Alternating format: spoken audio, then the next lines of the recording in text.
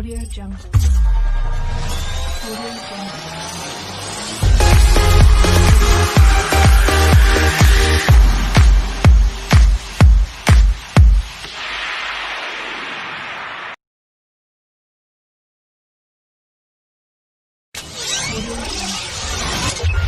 Audio Jungle. Audio Jungle.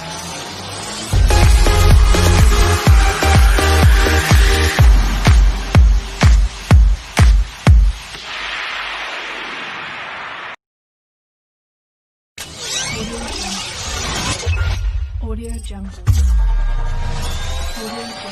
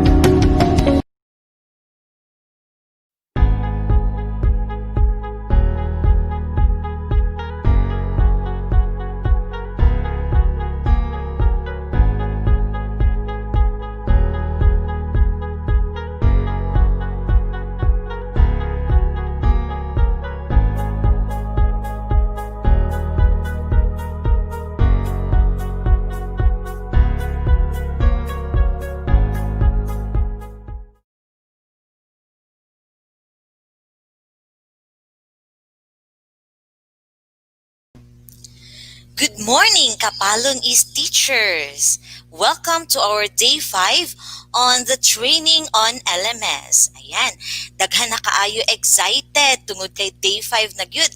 At last, it's already the last day of our training.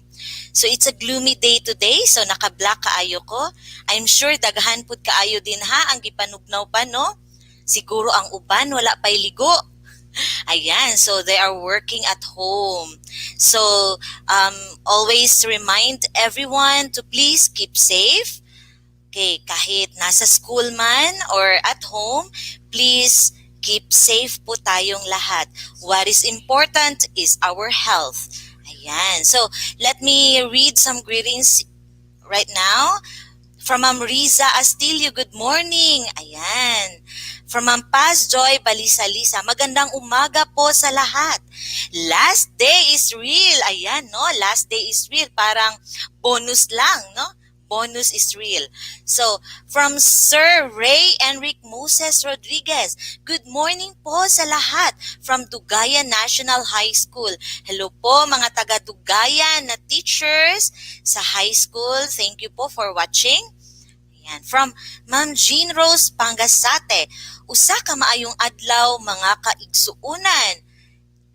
Kaigsuunan ko diha sa lihok, 5 out of 5. Another day of learnings today. Ayan. Tama jud no? 5 out of 5 na gyud. So, laban lang, no? Hapit na gyud ta mahuman. From Ma'am Janice Malinaw, umagang kay ganda mga kaguro. Virtual hug. Virtual hug. New day, new learning. Hashtag CapEast LMS. Hashtag Sulong CapEast.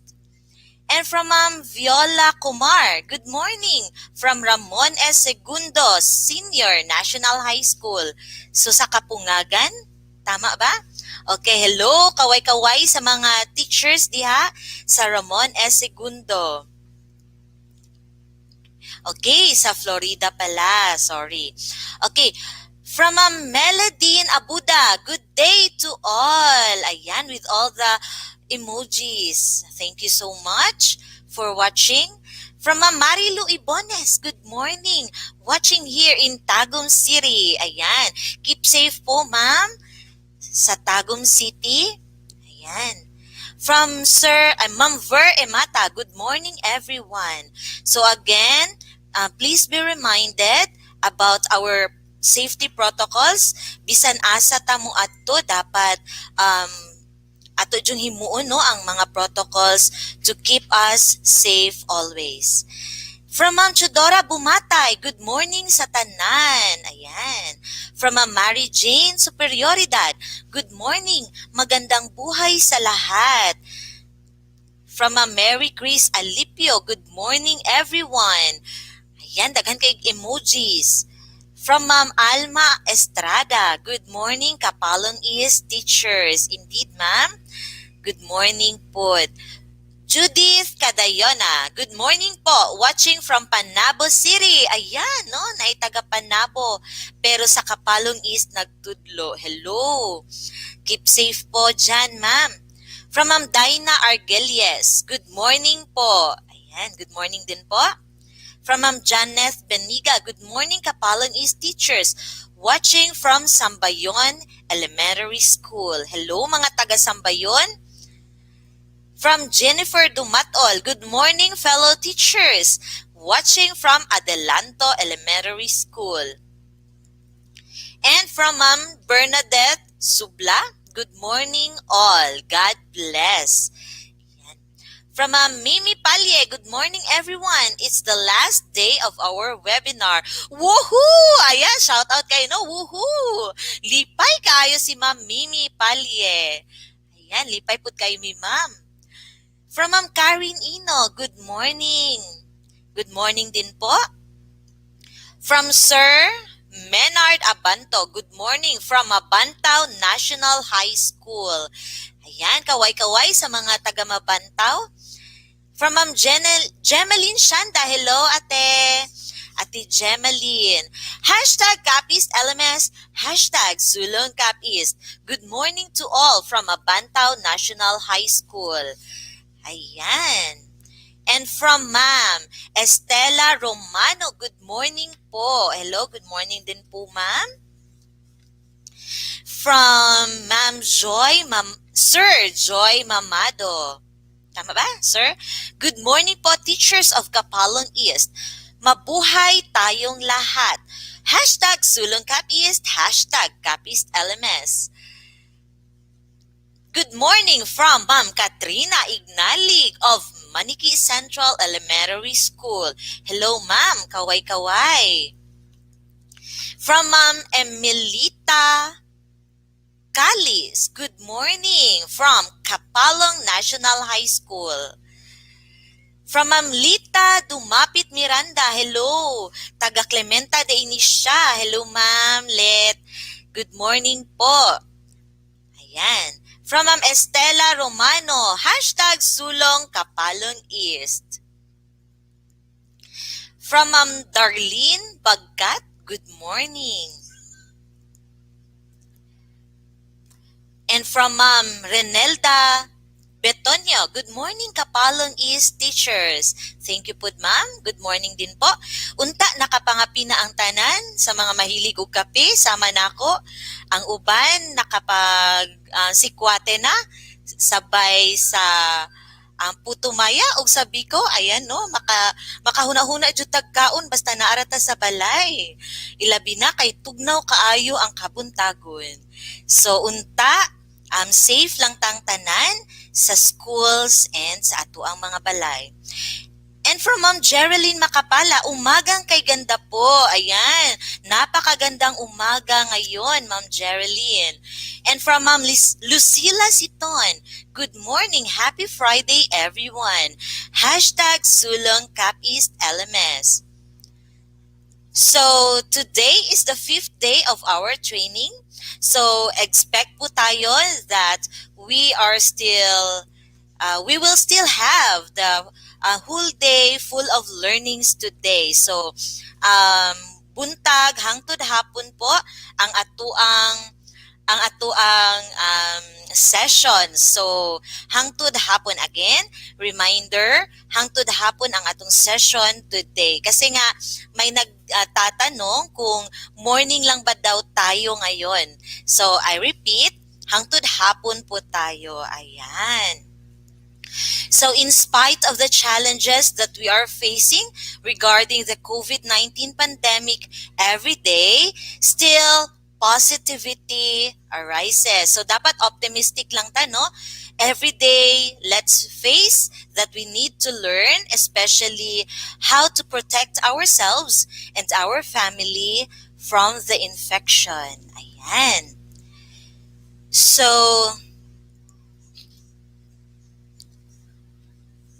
okay, another greetings from Merlin Kaube. Good morning everyone watching from Mabantao National High School. Hello kaway-kaway sa mga high school teachers. And from Dr. Laila Gonzalez, finally, umabot din tayo sa 5th and last day of our training. Ang saya-saya! Tama, no? Good morning all, lalong-lalo na sa mga teachers of CFRES. Ayan, so kauban ako ni si Dr. Laila. Have a blessed and fruitful Friday to all of us. Aja, no? Aja, mahilig si ma'am o Korean novelas. Aja. Ayan. From Dr. Ronnie Publico, thanks God it's Friday, TGIF kayo si sir. Good morning to all. Wow, Marcos. Yan. Wow, Marcos. Good. From Ma'am JP Casera.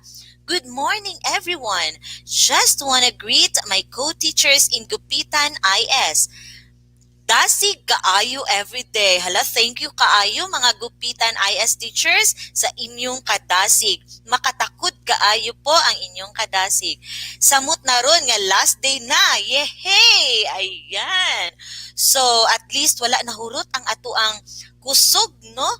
Kay Friday na. Yippee! Morning everyone! Last day na gyud sa atong training. Godspeed everyone with all the emoji heart. Ayan. From Pueksha. Si Pueksha. Last day na Jed. Last day na Jed, ma'am. Good morning, TWG from Langan ES. Full force watching here. Hello, kaway-kaway sa mga teachers of Langan. Salamat sa inyuhang padayon nga pagsuporta. From Rhea Damian. Good morning, teachers! TGIF! Hooray! Gupitan IS teachers! I know dasig ug excited ta karong adlaw. Hi, Ma'am Maya. Beautiful morning po. Just like you. Thank you, Ma'am. Makapa-inspire kaayo ang inyong mga messages. Ayan. From Mamayeth Valmonte, good morning everyone. Watching from Kilantang ES. God bless and stay safe. Ayan. Tama, no? Stay safe gyud tang tanan. And from Dayan May Olmedo. Magandang umaga, Cap-East teachers, and good morning sa gwapang host. Ikaw ba yaon ta diri, Ma'am Dayan, no? Hello, Ma'am Maya, and sa tanang TWG. Kaway-kaway. Hello din po daw, Ma'am Dayan. Congrats sa tanang TWG. Thank you kaayo for inspiring us. Okay, from Ma'am Miralee Natividad Arcillas. Yehey! 5th day na gyud. Good morning sa tanan. Magandang buhay. From MCS Cares. So ayun, no? The most exciting moment of our 5-day seminar or webinar is always the 5th day. Ayan. So exciting kaayo ang 5th day. From Ma'am Evie Ugay. Good morning po from Ramon S. Segundo Senior National High School. Ayan, kaway-kaway sa mga senior high schools and junior high school teachers. From Ma'am Johara Dimpas. Good morning, watching from Abantaw National High School. Yehey, last day na jud. Laban lang mga teachers. Ayan, of course, laban lang tayo. From Sir Maestro Vince, magandang buhay, finally day 5 na gyud. Congrats in advance, TWG. God bless all Cap-East teachers. Handa isip, handa bukas. Ayan, tama no? Dapat andam na gyud kaayo ta because it's already August. So, welcome August 24. Hello MCES Grade 6 teacher. Hello po, kaway-kaway sa inyo diha. From Ma'am Criza Miles Toriales, maayong buntag mamaya. Super ganda ng araw ko, nakita kita. Ayan, thank you kayo ma'am. Viva Argente! So ayan no, kontrabida kayo ang ako ang peg, diring dapita. So Viva Argente kayo si ma'am. Thank you so much Ma'am Criza. So today, okay, at this juncture, ladies and gentlemen, we will be witnessing another sessions full of training, of course. So at this juncture, our MOL to be given to us by the Upper and Lower Mabini Elementary School.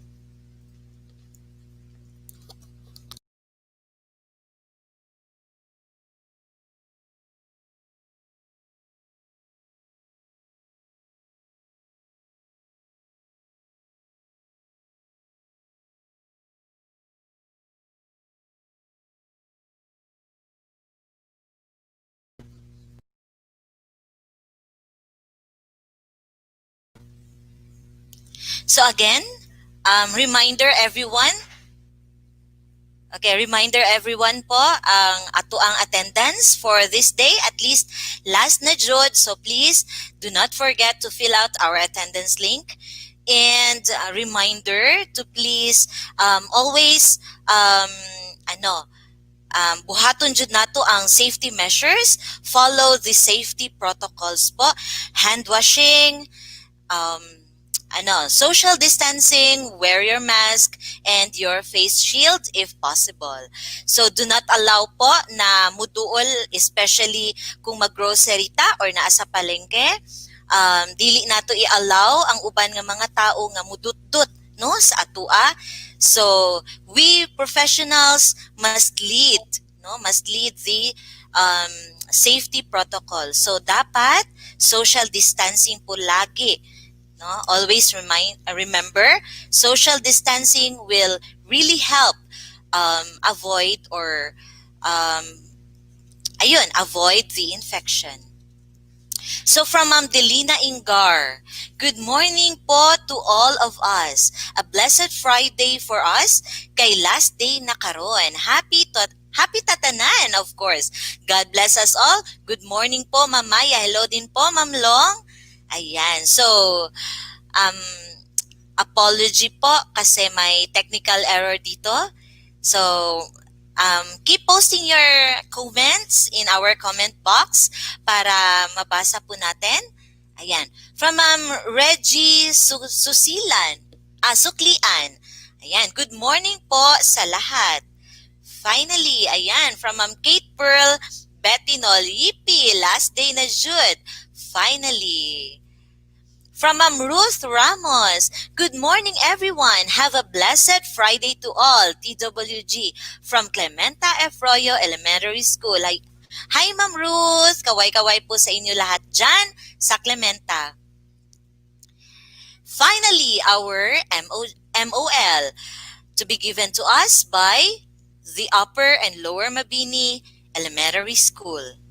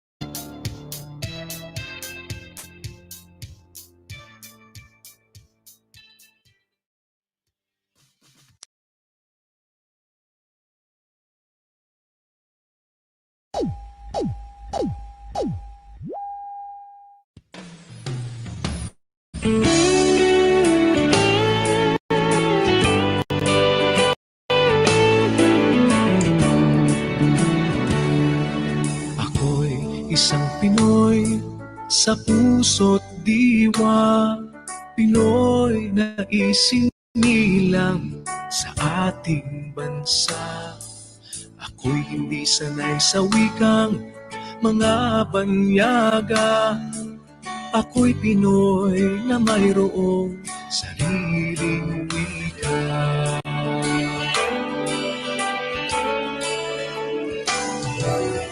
Wika ang bansa, ang gamit kong salita. Bayan kong sinilangan, at kung lagi ang kalayaan. Siya Jose Rizal nooy nagwika, siya ay nagpangaral sa ating bansa na magmahal sa sariling wika ay higit pa ang amoy sa mabahong isda.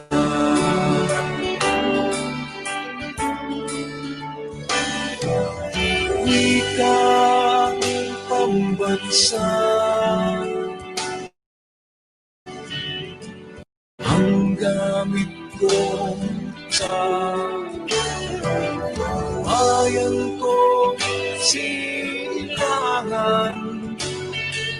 hangad kong lagi ang kalayaan. Ako'y isang Pinoy sa puso't diwa, Pinoy na isinilang sa ating bansa. Ako'y hindi sanay sa wikang mga banyaga. Ako'y Pinoy na mayroong sariling wika.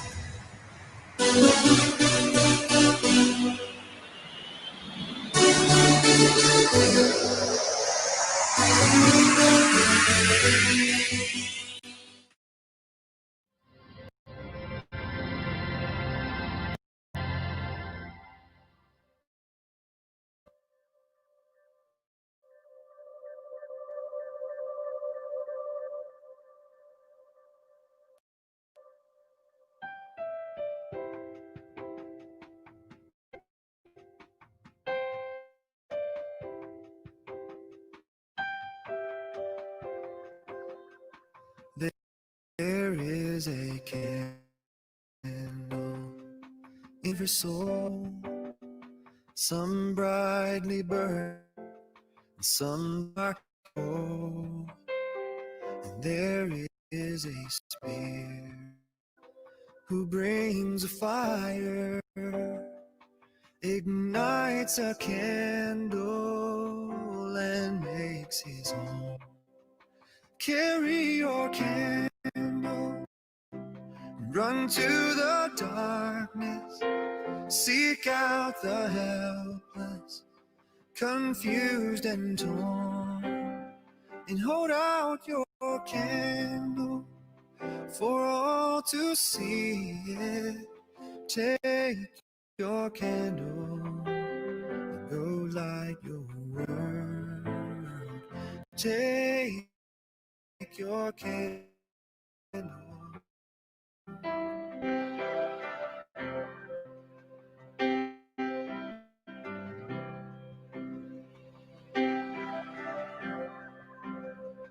Frustrated brother, see how he's tried to light his own candle some other way. See now your sister, she's been robbed and lied to, still holds a candle without a flame.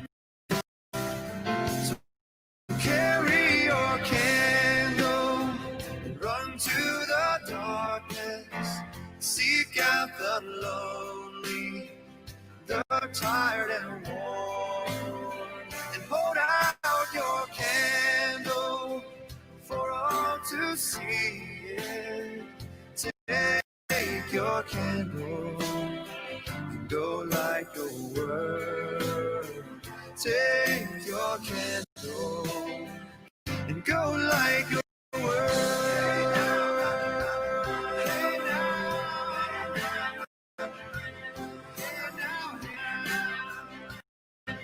hey now. 'Cause we are a family whose hearts are blazing. So let's raise our candles and light up the sky, praying to our Father in the name of Jesus. Make us a beacon in darkest times. Carry your candle to darkness, seek out the hopeless, deceived and poor, and hold out your candle for all to see. Yeah.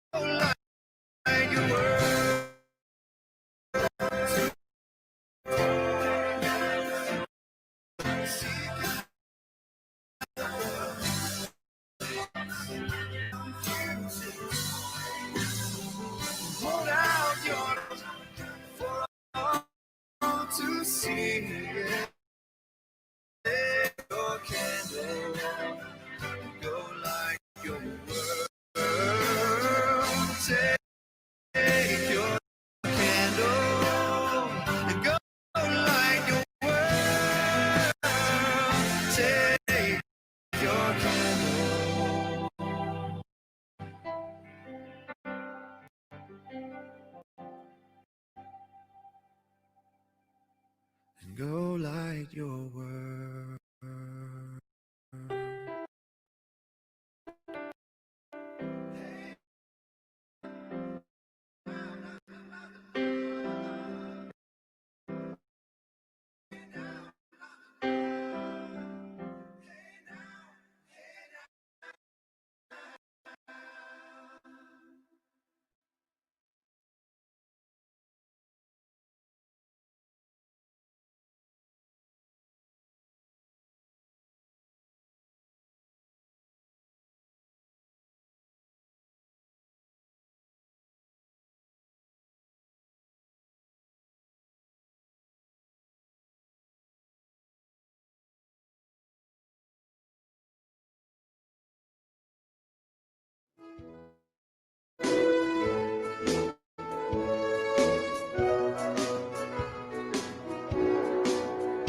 Davao Region, Pinanggang Yuta, may muking apong halabing taa, Agila, Suranggang, waling-waling hari sa Kamulakan.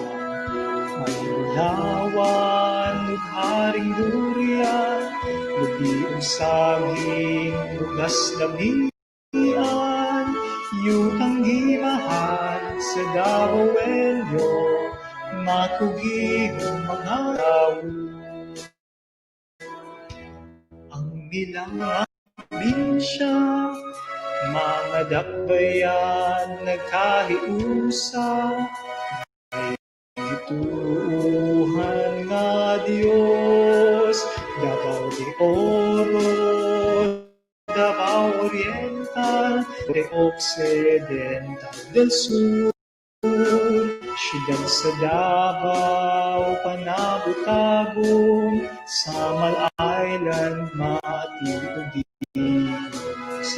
Davao Region, gipanalikdan, mga bahal mayahan, yutang tabunok, daghanang nindot, nga kapanginabuhian, garbo sa tanan ng Davao Region, among yutang nagipanggan.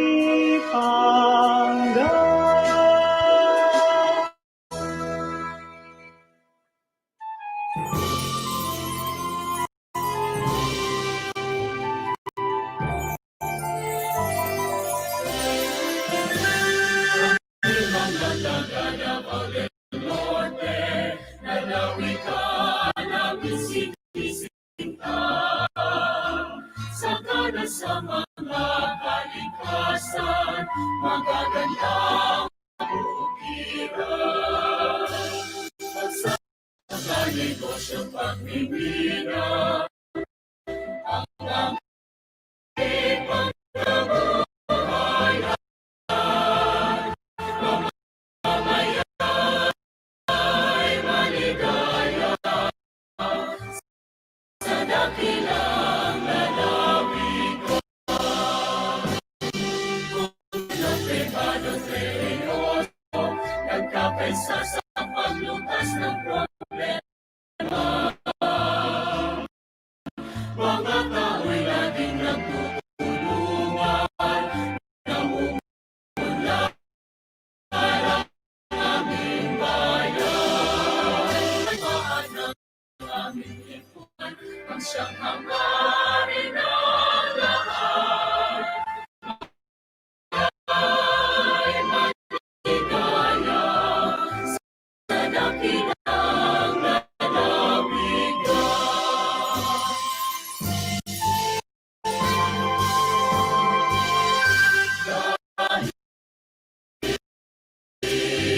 Sa biyaya ng magandang kalikasan, kami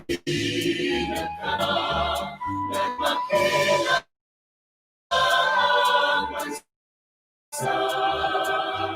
Lakas naming buhay sa bayan ay bibigay, manatili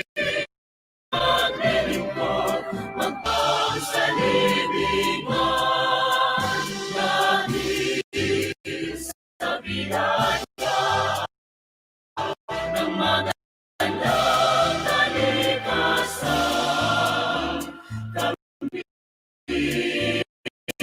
nagkakaisa na dumakila ang bansa. Lakas ng aming buhay sa bayan ay binigay. Manatiling maglilingkod, Davao del Norte.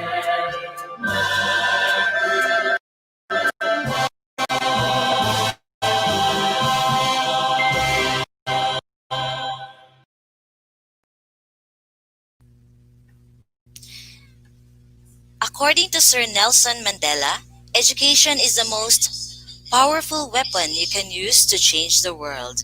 So as educators, we are experiencing huge change and uncertainty at the moment. However, the importance of education remains consistent. So, still, bisan og naata sa pandemic na situation, as the new normal arises, continue pa rin ang education. So now at this juncture, to give us the recap on what transpired yesterday, let us welcome Ma'am Honey Joy A. Hindoy from Upper and Lower Mabini.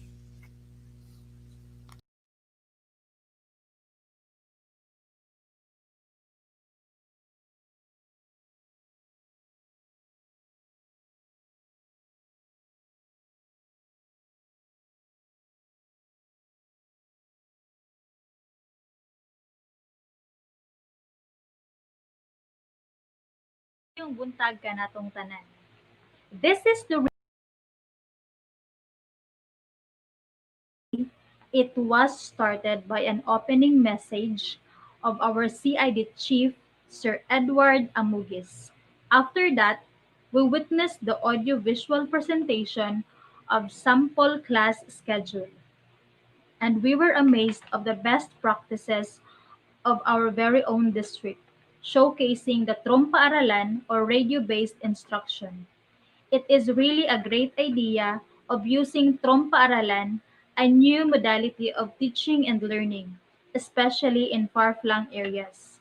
This Trompa-Aralan is an original concept of our district supervisor and excellently performed by the Pipisan Elementary School teachers. After that, we also witnessed the learning continuity plan of Rogelio Macadangdang Elementary School. They show how modular instruction will work and also applying all the safety measures while working through modular instruction or modular distance learning. It was a great thing to know that the parents are very supportive about the new modality of learning. It gives us teachers more challenge, inspiration, love, and effort to do our tasks because we have these parents who are very supportive to the program of the school. And with that, laban lang mga teachers. Sulong Kapalong East District.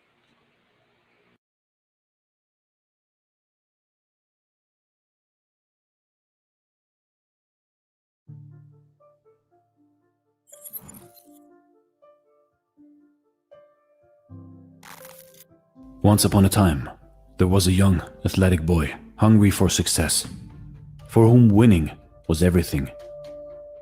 And success was measured just by winning. One day, the boy was preparing himself for a running competition in his small village, himself and two other young boys to compete. A large crowd had gathered to witness the sporting spectacle, and a wise old man, upon hearing of the little boy, had traveled far to bear witness also. The race commenced, looking like a level heat at the finishing line. But sure enough, the boy dug deep and called on his determination, strength, and power. He took the winning line and was first. The crowd was ecstatic and cheered and waved at the boy. The wise man remained still and calm, expressing no sentiment. The little boy, however, felt proud and important. A second race was called, and 2 new, young, fit challengers came forward to run with the little boy. The race was started. Finished first, once again. The crowd was ecstatic again and cheered and waved at the boy. The wise man remained still and calm, again expressing no sentiment. The little boy, however, felt proud and important. Another race, pleaded the little boy. The wise old man stepped forward and presented the little boy with 2 new challengers, an elderly frail lady and a blind man. "What is this?" quizzed the little boy. "This is no race," he exclaimed. "Race," said the wise man. The race was started, and the boy was the only finisher. The other 2 challengers left standing at the starting line. The little boy was ecstatic. He raised his arms in delight. The crowd, however, were silent, showing no sentiment toward the little boy. "What has happened? Why not do the people join in my success?" he asked the wise old man. "Race again," replied the wise man. "This time, finish together, all 3 of you. Finish together," continued the wise man. The little boy thought a little, stood in the middle of the blind man and the frail old lady, and then took the 2 challengers by the hand. The race began, and the little boy walked slowly, ever so slowly, to the finishing line and crossed it. The crowd were ecstatic and cheered and waved at the boy. The wise man smiled, gently nodding his head. The little boy felt proud and important. "Old man, I understand not. Who are the crowd cheering for? Which one of us 3? Asked the little boy. The wise old man looked into the little boy's eyes, placing his hands on the boy's shoulders, and replied softly, "Little boy, for this race you have won much more than in any race you have ever ran before. And for this race, the crowd cheer not for any winner. You see, in life, in your life, what are you running for? Are you hungry for success? Is winning the only measurement for you in your life? Who are you running against? And if you always win against everybody, then soon the people will stop cheering for you. At the end of your life, if you look back, the question is, who was running next to you in this race? If they were weaker and old, did you help them to get across the line? Did you all finish together? Because that is the best race you can ever run. So run this race called life. But don't forget, it is not important if you win. It is important how you run this race. This is Dare to Do Motivation Stories. Thanks for watching, and stay blessed.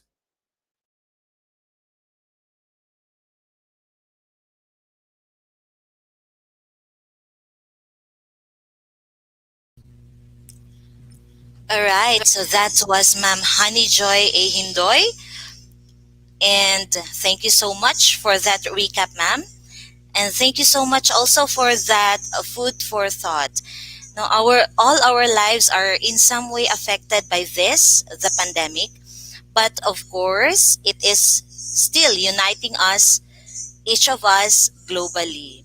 So how we approach each other and our communities with empathy and kindness is indisputably important right now. So that was the message, no, of our food for thought. So let us run this race all together. So dili ta makikompete sa uban, no? Kung dili tabangan nato ang atong community to learn how to protect themselves against this infection. So ayan, so tugno kaayo ang panahon, no? Daghan kaayo nagigda din ha samtang tubang sa computer. So, um, pa-energize usa ta, kay katulgo na. So, ayan, I am requesting everyone or inviting everyone to please stand for our energizer.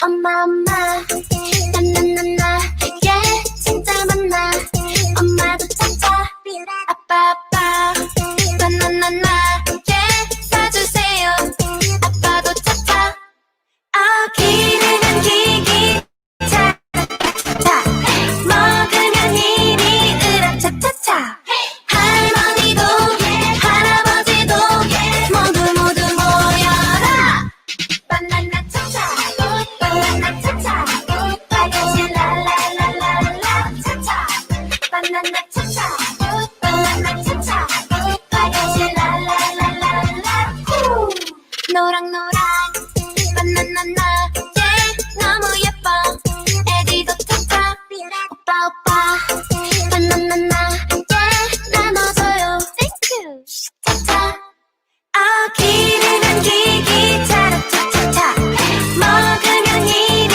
으라차차차 할머니도 할아버지도 모두 모두 모여라 바나나 차차 바나나 차차 빨간색 랄랄랄랄라 차차 바나나 차차 바나나 차차 빨간색 랄랄랄랄라 후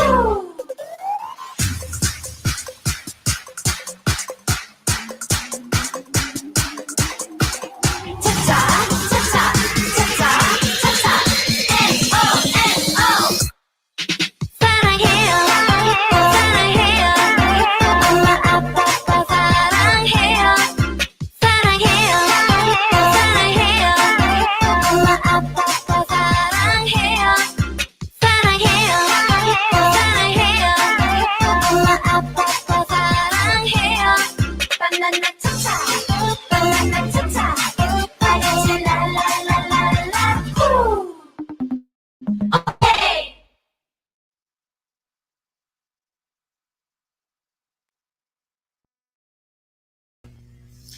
So, alright, nawala na ang katulgon sa kadaghanan. Ayan, so, a reminder, our attendance. Okay, attendance link is lahi na pud karong buntaga, no? So, that will be posted later. So, we will announce once it is already opened.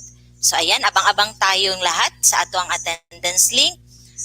We will announce later. So, this is now, or, baliktad. Ayan. Ayan. Unsa man jud. So, basta mo na siya, no? Ato ang attendance link.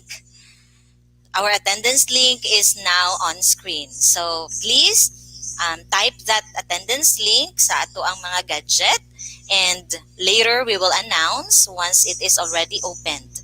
So, that is our attendance link. So, ladies and gentlemen, please do not forget to fill out our attendance for this day. And now our topic this morning are the following: the homeroom training of the parents, the COVID-19 modes of transmission, the mental health and psychological first aid, and sining galing, or the art-based therapy. So those are our topics for this morning. So at this juncture, ladies and gentlemen, let us all welcome our Regional CID Chief, Dr. Janeth Veloso, for her message.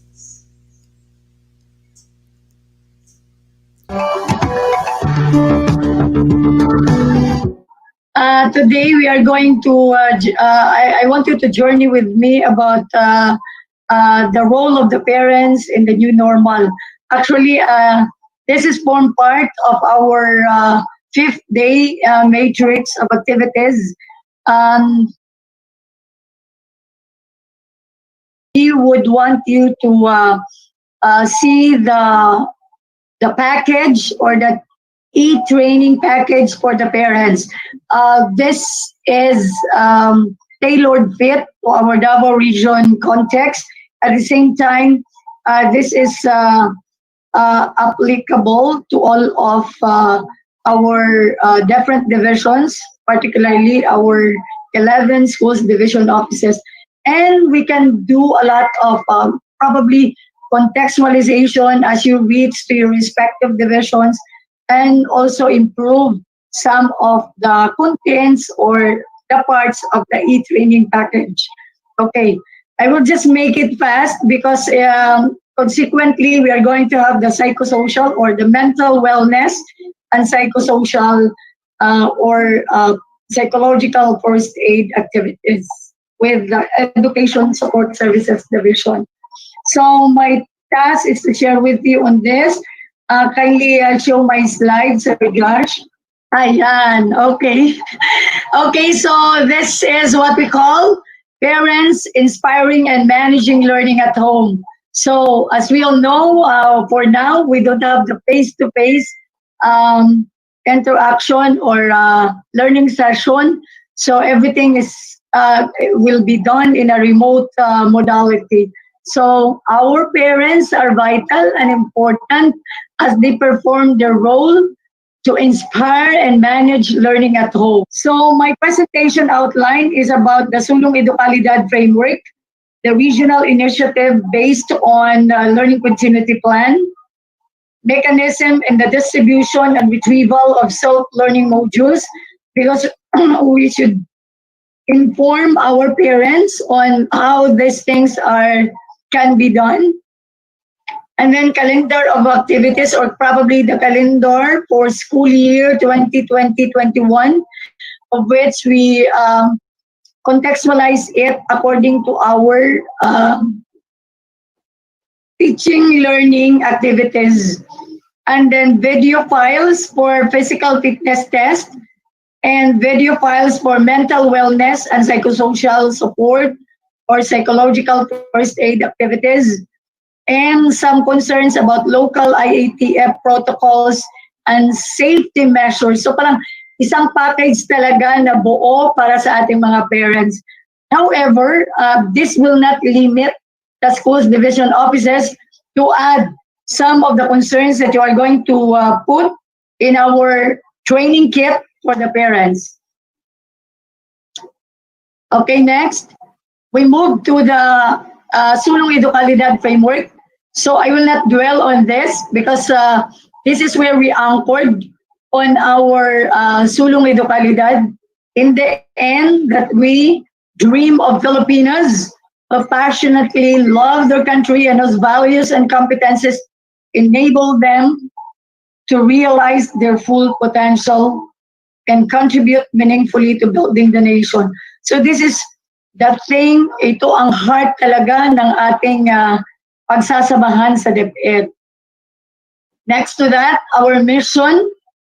So regarding our mission, next slide, Josh.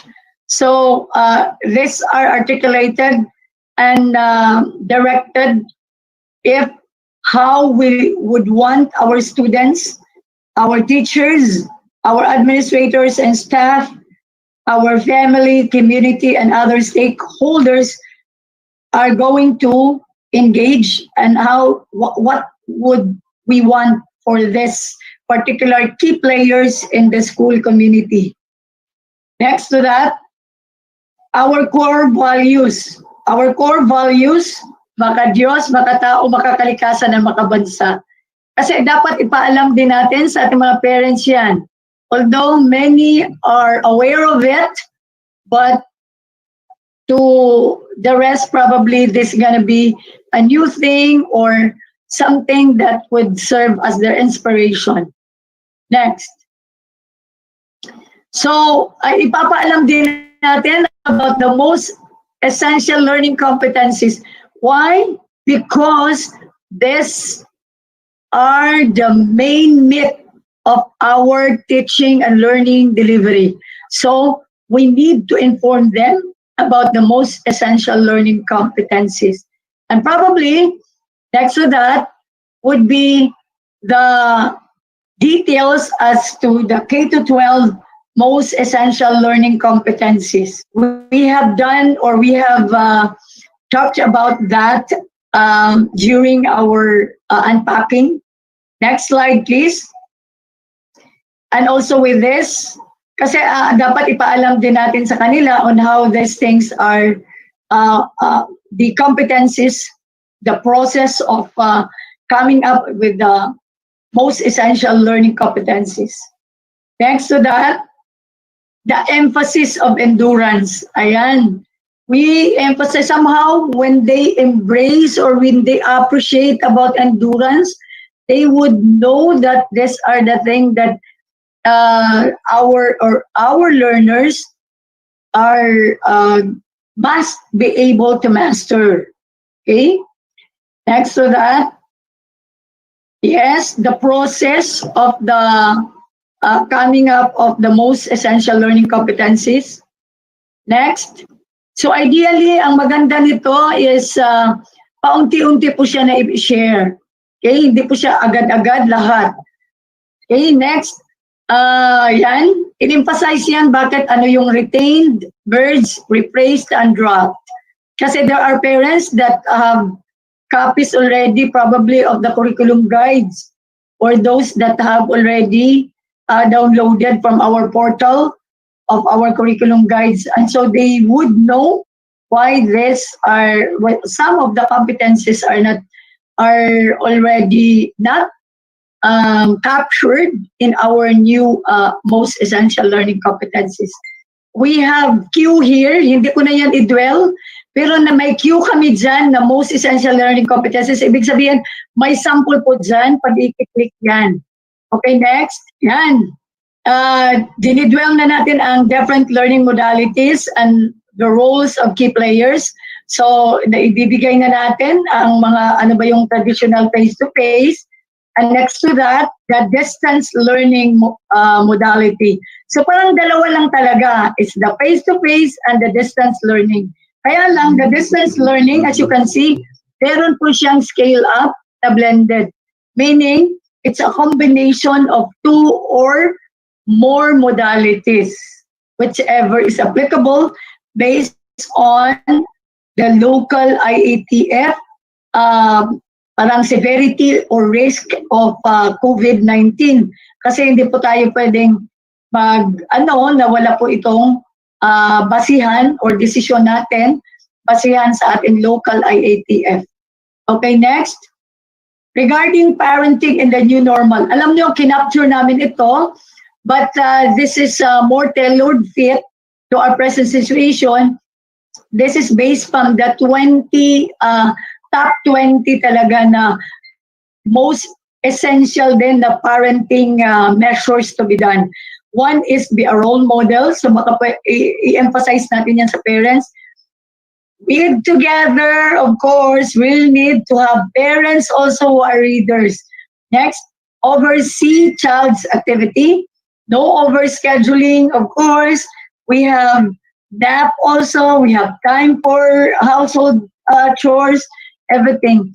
Then provide pleasant atmosphere. So it's necessary for the parents to really ensure that our learners are in a situation that are very, very comfortable and conducive also for learning. Give constructive criticism kasi minsan ang mga parents masyadong between ganito kasi tayo ngayon sa new normal, between rigor and learning. So we should prefer more on learning. So kahit na paunti-unti, talagang matututo ang bata.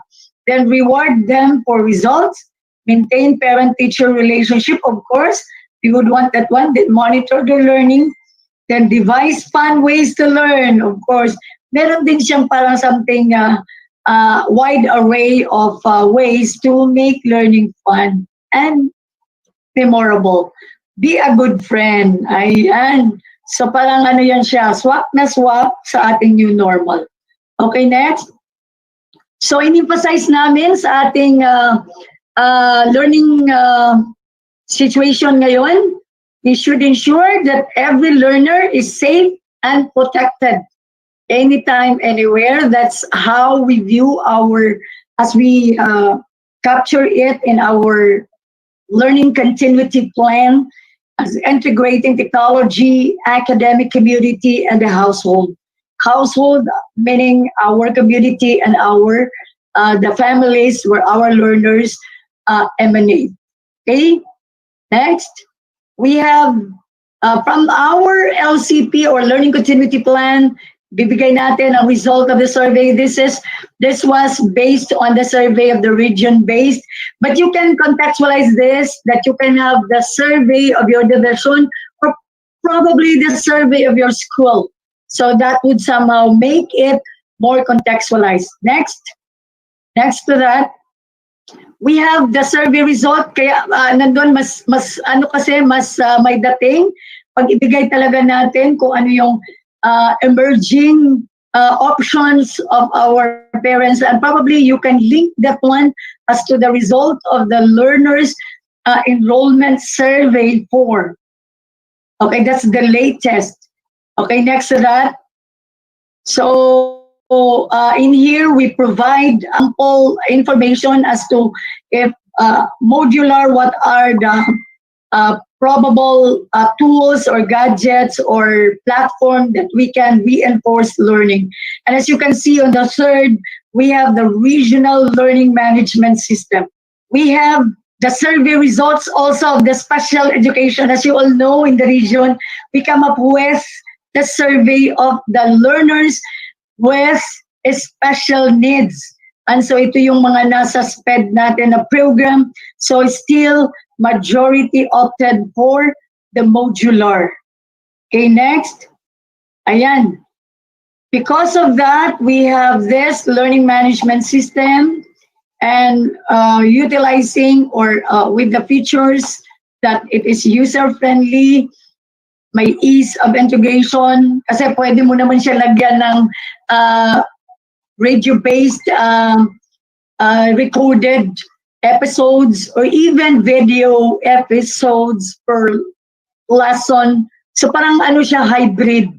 And then nandun din ang content management, of which nandun na si Milk, nandun na rin ang mga lesson exemplars and the self-learning modules.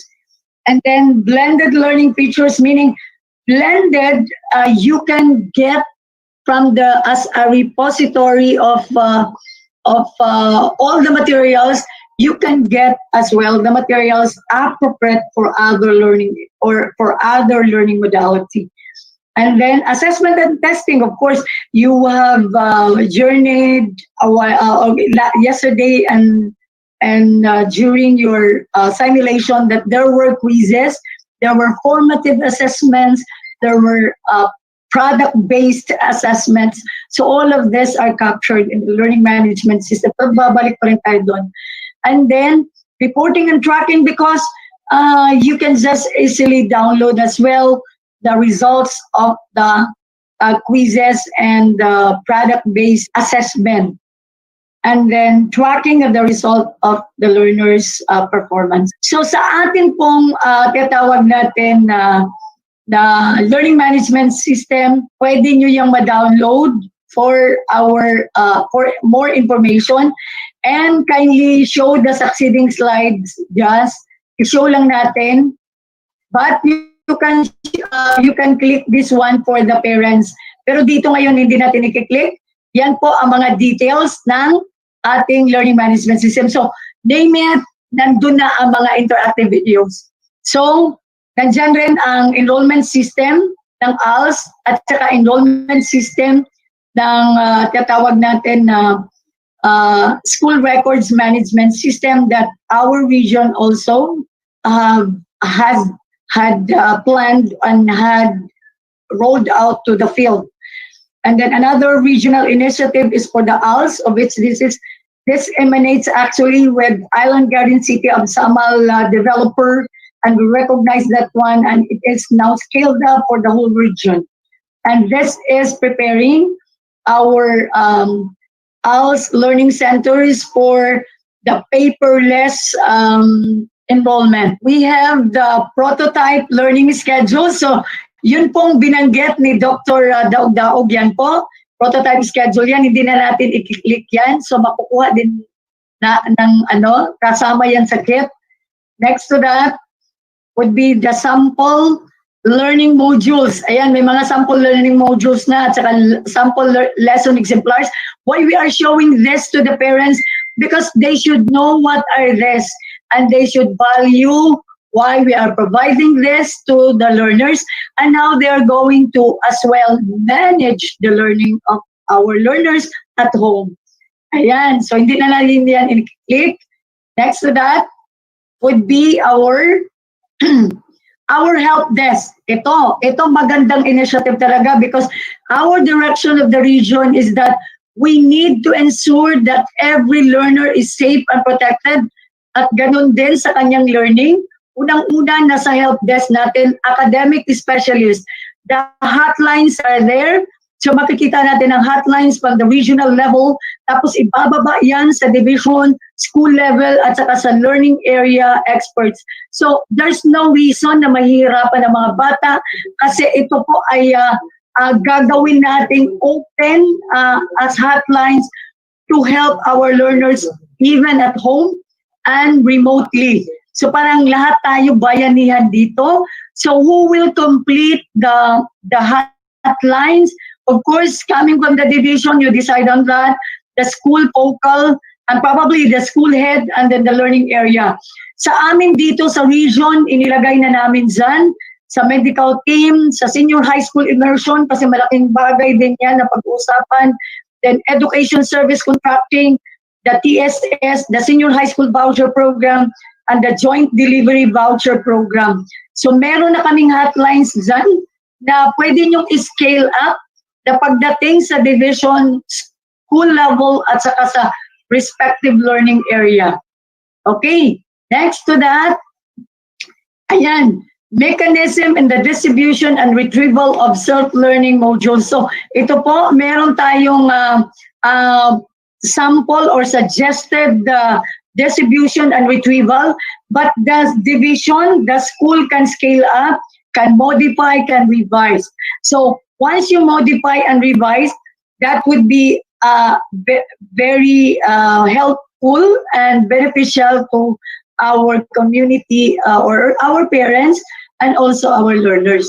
And next to that, we have the DepEd Order number 7, Series 2020. Ito na yung sinasabi namin na calendar of activities. So pag-click natin sa baba, nandiyan na rin ang tinatawag niya na calendar of activities. Ayan. Okay? Next to that, i-run through ko lang kayo. Nandyan na ang calendar mula Mayo. Sige, Just. Ipa-flash lang natin. Bakit pina-flash namin yan? Kasi vital na malaman ng mga parents yan. Nakalagay na anong mangyayari sa bawat dates. At nakalagay na rin ang mga dates of examinations. Ang schedule po ng quarterly exam. At schedule po na merong klase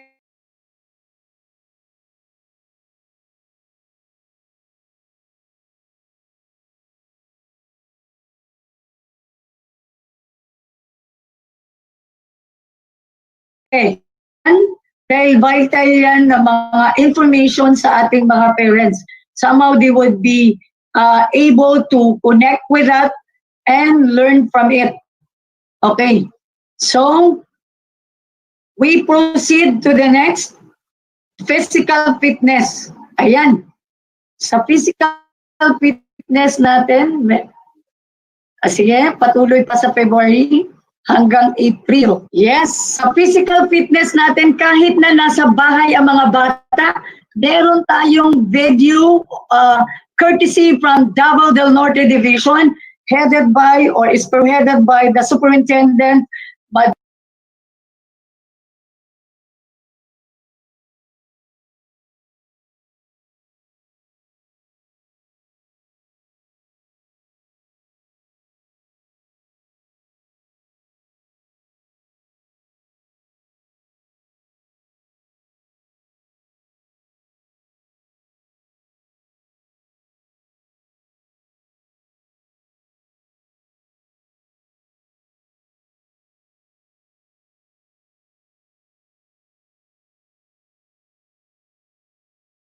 are this physical fitness kasi we want the kids to be still healthy, active, and engaging kahit nasa bahay sila. So they can view the videos, they can review, replay everything about this, and these are standards. Okay, so kailanganin natin yan. Okay, next, we have mental wellness and psychosocial support or psychological first aid activities. Ito po ay patungkol sa pag-uusapan natin ngayon after my talk. So kasama na rin ang video dito. Ang kagandahan dahil video po siya, masundan po siya. Okay, next. We have the protocols of the COVID-19. So atin lang i-remind na sa atin kahit nasa bahay or once our parents will go out, kunin na nila ang kanilang mga self-learning modules. We are practicing all this, social distancing, at saka yung lahat ng babala no, ng ating local IATF. Tapos, finally, we have the personal hygiene and protocols of the COVID-19. Ayan, next, last slide na just. Ayan, so hindi ko yan i-dwell.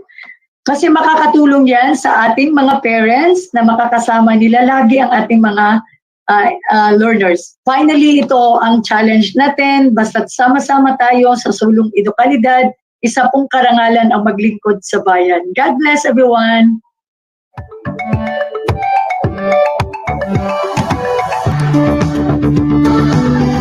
So magandang umaga po muli sa ating lahat, sa ating po mga DepEd family. So ako po ay nakatasang mag-present sa coronavirus disease sa araw na ito. So ano po ba yung coronavirus disease? Yung coronavirus is actually a large family of viruses that would cause respiratory illness ranging from common colds to a more serious infection such as the one yung MERS-CoV at SARS-CoV. And in severe cases, it can actually cause pneumonia or severe acute respiratory diseases and even kidney failure. So ang coronavirus po ay isang zoonotic disease in nature, tulad po ng SARS-CoV, kung saan meron po kasing mga animals na pwede pong magdala ng sakit na ito. Katulad po ng SARS-CoV nung mga unang panahon na nagkaroon po tayo ito po ay nanggaling sa civet cats. So ito po ang tawag dito ay mga reservoir animals na sources ng infection. Yun naman pong MERS-CoV na nanggaling sa camels. At sa symptoms po ay halos magkakapareho po sila. And sa coronavirus, meron din pong lagnat, ubo, respiratory symptoms, shortness of breath, difficulty of breathing, at dun sa mga iba pong nakita naming mga pasyente, meron din pong pagtatae. So, in terms of how it is transmitted, since this is a new disease not previously identified in humans, and it is actually caused by the SARS-CoV-2 virus. This can be transmitted from person to person and animal to human through droplet infection after close contact with an infected patient or animal, for example, in your household, in your workplace, in your healthcare facility, or in a live animal market. So in terms of treatment, wala pa po tayong vaccine para dito. There is no specific treatment that is available. But we have supportive care and symptomatic treatment for our cases for those patients who have been afflicted. So, paano maipapasa ang virus ng COVID? Ito po ay naipapasa sa pamamagitan ng maliliit na patak mula sa pagsasalita, pagbahin, pag-ubo, ng isang infected na tao. So ito po yung tinatawag nating droplet transmission. Ang droplets po ay mula sa pag-ubo at pagbahin at maaaring umabot ng 1 metro.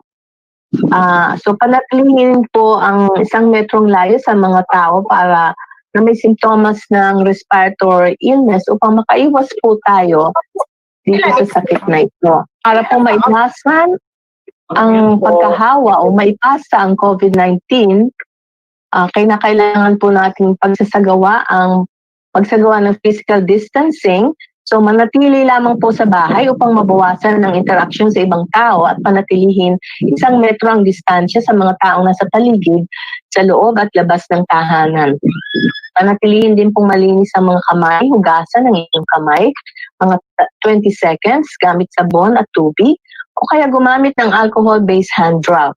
At gawin ang wastong paraan ng pag-ubo. Takpan ang inyong bibig at ilong gamit ang braso o tissue kapag bumabahin o umuubo. Iwasan din pong hawakan ang bibig, ang mata at ang ilong. So huwag hawakan ang bibig, ang mata, ang ilong, lalo na kung humawak ka sa maruruming bagay, at paglilinis sa pag-disinfect. So panatiling malinis ang inyong tahanan at mga kagamitan.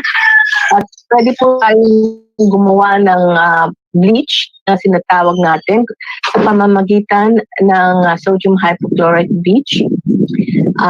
Ito po ay pwedeng magtimpla ng 7 kutsara ng bleach, haluan lang po ng 1 litrong tubig. O kaya pwede din tayong gumamit ng 70% alcohol. Sumunod sa mga tagubili ng ating mga health officers at hawak nila ang mga bagong impormasyon hinggil sa COVID-19 at sila po ay makakapagbigay payo sa atin.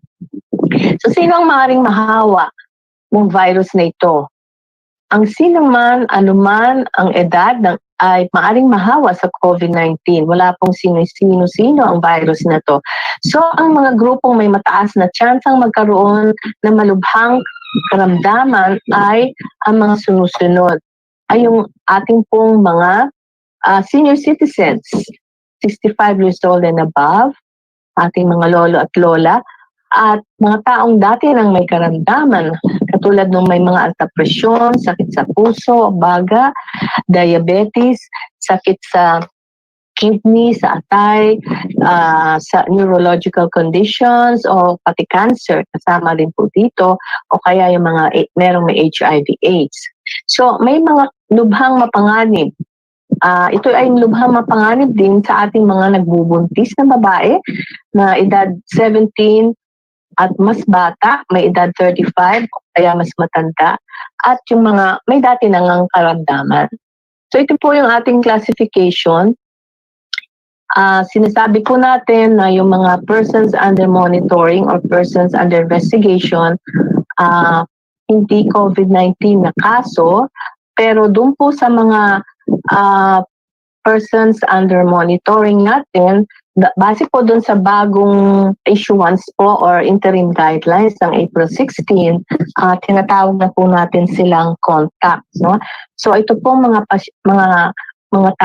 individuals na to, ito po yung ating nilalagay sa quarantine at home o kaya sa mga barangay isolation units natin. Doon naman po sa person under investigation, ito po yung mga suspect cases natin, at yung iba po nito wala pang test o hindi pa natetest, pero meron po kasi silang exposure o contact with a probable or confirmed case of COVID. Halimbawa po ay yun pong ating mga healthcare worker or caregiver ng mga COVID patients, those working together with COVID positive patients, traveling together with COVID positive or living together with COVID confirmed cases, at yung mga health workers din ho, kung saan merong pasyente doon sa kanilang ospital na minamanage na COVID.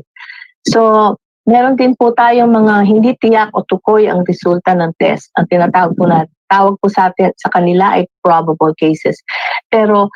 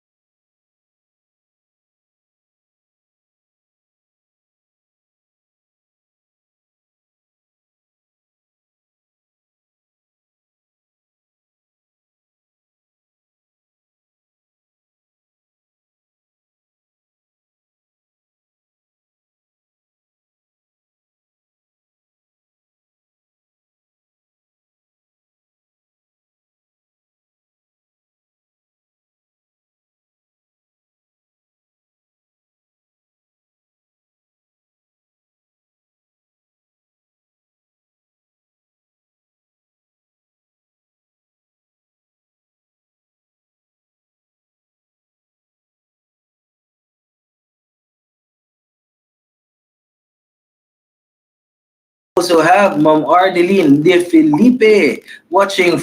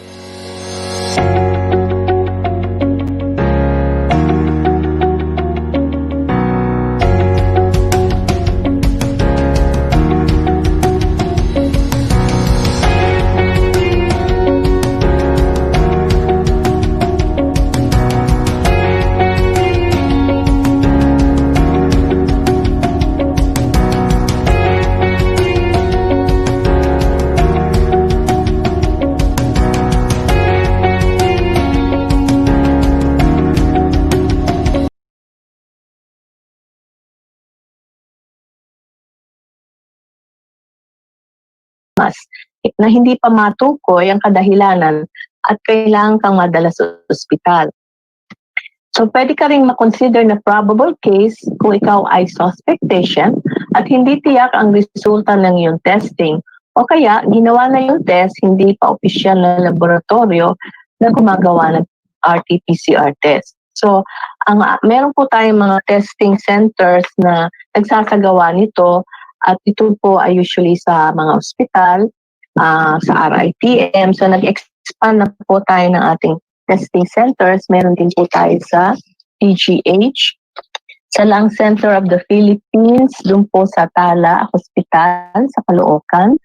At marami pa pong mga nagpapa-accredit na testing centers, mga 17 po lahat yan, kung saan po tayo pwedeng magpa-test para sa confirmatory test na tinatawag nating RT-PCR test. Para po dun sa mga kinoconsider na confirmed case, yun po ay positive sila sa RT-PCR test at definitely COVID-19 case po sila.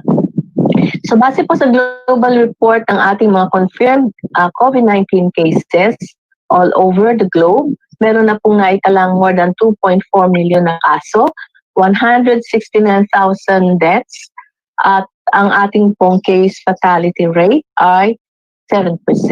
So ito po yung mga kaso sa buong mundo na naitala. At kung ikukumpara po natin yung case mortality rate ng COVID-19 versus yung MERS-CoV o SARS-CoV, makikita po natin na mas marami po ang mortality ng MERS-CoV at SARS-CoV compared sa COVID-19, which is at 7%. Ito naman po yung mga naitala or reported confirmed COVID cases as of April 23. We have 6,981 confirmed cases, 722 recovered cases, at 462 deaths. So ito po yung ating naitala as of April 23, kung saan meron po tayong mga 29 new recovered cases at 16 new deaths.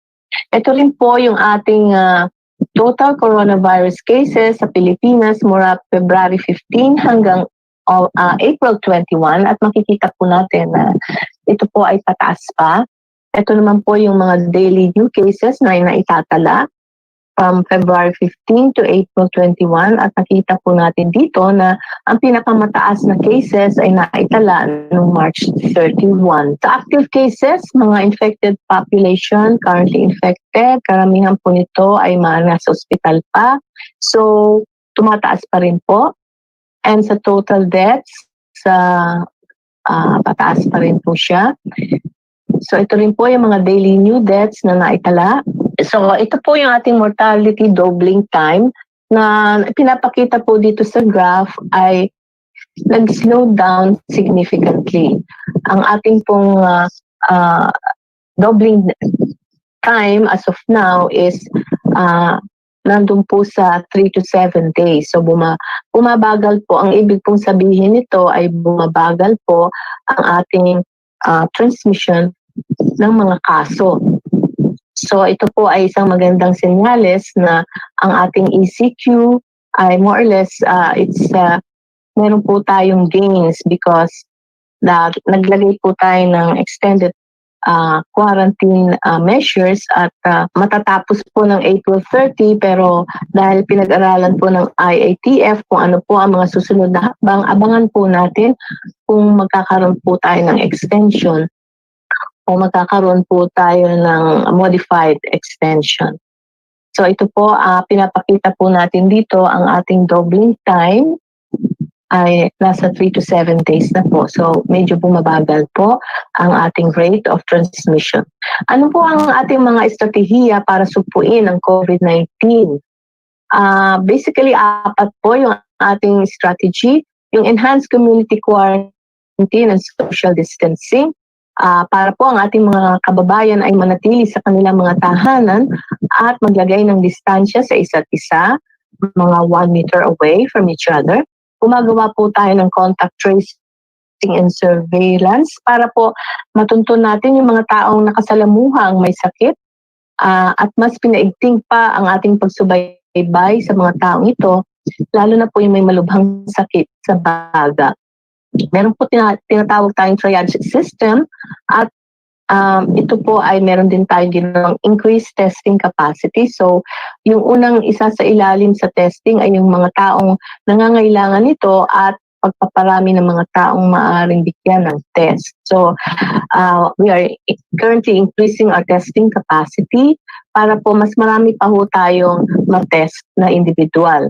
Meron din po tayong improved case management, pinahusay na pangangalaga sa mga taong nagpositibo sa COVID-19. Kung gagawin po natin ang mga strategy ito at maayos, mababawasan ang mga pinahahawa sa COVID-19 at dadami ang mga nagaling mga virus, sa bawat kaso at iligtas tayong Kanila na enhance community quarantine pagkalat ng virus sa isang nalitan ko ang paggalaw ng mga tao upang malitan siya sa mga pinoprotect ko ang mga nangyari na magkasakit. So dito po sa atin, quarantine and social distancing, panatilihin lang po natin ang ating mga kababayan sa loob ng kanilang tahanan, mag-social distancing ng 1 metro sa bawat isa, mabawasan ang panganib ng exposure, lalo na kung nasa supermarket o sa butika. Pag-iwas sa matataong lugar, patuloy na pagkakaroon ng good hygiene sa pamamagitan ng wastong pag-ubo or cough etiquette, palagi ang paghuhugas ng kamay at hindi paghawak sa bibig, tainga at ilong. Okay, so tuloy-tuloy po ang ating contact tracing and surveillance, isang proseso kung saan ang mga taong na-expose sa isang presentation. So yung surveillance po na sinasabi natin ay ang isang proseso ng pagtukoy ng mga posibleng kaso ng COVID-19 mula sa mga taong may severe acute respiratory illness o malubhang sakit sa baga. So ito po ay ginagawa upang mahanap po ang ibang posibleng kaso ng COVID-19 sa labas na ginagawang contact tracing. So ano ang maaaring gawin sa oras na kontakin ka ng DOH sa contact tracing and surveillance? Sagutin po ang mga tanong nila ng buong katapatan, makipag-ugnayan sa DOH habang minomonitor ang mga sintomas, ihiwalay ang sarili mula sa ibang tao kabilang na ang mga mahal sa buhay natin. Ipagpatuloy ang social distancing, wastong paghugas ng kamay, wastong pag-ubo at iba pang good hygiene practices. Yun naman pong triad system, ito po ay kasalukuyang pinagbubuti pa ng ating DOH, ang ating mga testing facilities, at bumibili tayo ng mga bagong testing kits para mas maraming pasyente ang ating maipatest. So sa ngayon, gagamitin ang triad system sa paghawak ng mga kaso. So dito po, prioridad ng testing ang mga taong mahina ang resistensya. So kailangan silang gamutin sa lalong madaling panahon dahil sila ang pinakananganganib na may magkasakit. Ano po ang maaaring gawin? Kung ikaw ay makararanas ng bahagyang sintomas, subalit mas bata sa 65 years old, walang iniindang karamdaman dati pa, hindi mo kailangang magpa-test. Manatili lang sa tahanan at uminom ng gamot para sa nararamdaman, at hindi rin po kailangang mag-self-medicate ng antibiotics. Kung ikaw ay nakararanas ng matinding sintomas o kaya bahagyang sintomas, subalit dati nang may iniindang karamdaman o 65 years old and above, maaaring dumiretso na sa ospital. Kung hindi sigurado, wag nang mag-atubiling tumawag sa DOH hotline. Meron po tayong hotline 02894-COVID, 02894-26843, or 1555 para sa Smart at PLDT subscribers. Huwag basta maniwala sa mga balita tungkol sa paggagamot sa COVID-19. Yakin muna kung totoo, gamit ang mga opisyal na channels ng DOH, at huwag maniwala sa mga nagtitinda ng peking COVID-19 kits. Mga lisensyadong laboratorio po lamang ng DOH ang maaring magsagawa ng mga test. At meron na po tayong 6 na laboratorio sa buong bansa na pinabubuti pa po para makapagpa-test pa ng mas maraming tao. Yung ating pong case management ay paglalaan ng dagdag na health supplies, mga PPEs, N95 or respirators at mga gamot para sa ating mga nangangasiwa ng mga kaso ng COVID-19 sa mga health facilities, at pagsasanay din ng mga health workers tungkol sa pinakabagong kaalaman kung paano alagaan ng ating mga pasyente. Dahil tataas po ang tsansang gumaling ang mga COVID patients kung mahusay ang ating pangangalaga. So kung ikaw ay sa improved case management, ang maaring gawin kung nais mong mag-donate ng PPEs, mask, gamot, ibang equipment sa ating health workers, wag lang po kayo mag-atubiling kontakin ng DOH, at maging updated po ang ating mga health workers sa ating mga inilalabas na clinical guidelines through our official channels. So, ito na po ang ating mga nagawa. We are currently on Code Red Alert Level 4, Sub-Level 2. So, naglagay po na tayo ng temporary travel ban for domestic and international flights. We have activated our COVID-19 Emergency Operations Center and Incident Command Center, we have established a task force for COVID-19. We have disseminated 174 policy issuances and 22 IATF resolutions. We have implemented quarantine, ongoing intensive contact tracing. We have also attended to the repatriation of thousands of our overseas workers from different countries. We have prepared our laboratories and hospitals and community engagement activities for the ECQ implementation. So meron po tayong ongoing daily Beat COVID virtual presser every 4 p.m. at situational report and case tracker. So nag-recommend po tayo ng declaration ng public health emergency for enhanced community quarantine in Manila and the whole of Luzon. So meron na po tayong mga subnational laboratories na na-establish po natin, 17 lab facilities as of April 23, and we're still assessing 47 more.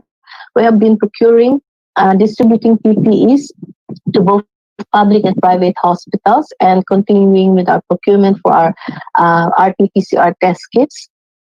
And reclassification based on WHO case definition as I presented earlier. And we have already our designated COVID-19 hospitals like PGH, Lung Center, Jose Rodriguez Memorial, some private hospitals like St. Luke's Medical Center, Makati Med, and other referral hospitals for Luzon, as well as identified quarantine facilities at the local levels and those at national level. So marami na rin po tayong na-establish na quarantine facilities, lalo na po dito sa Luzon, at ang mga iba po nito ay nandito sa Metro Manila. So meron po tayong mga nailagay na sa ating yung pong ginawa natin sa, ibibigay ko po yung listahan later sa inyo. So meron din po tayong mga telemedicine and online psychological services. Meron pong mass testing using yung ating RT-PCR.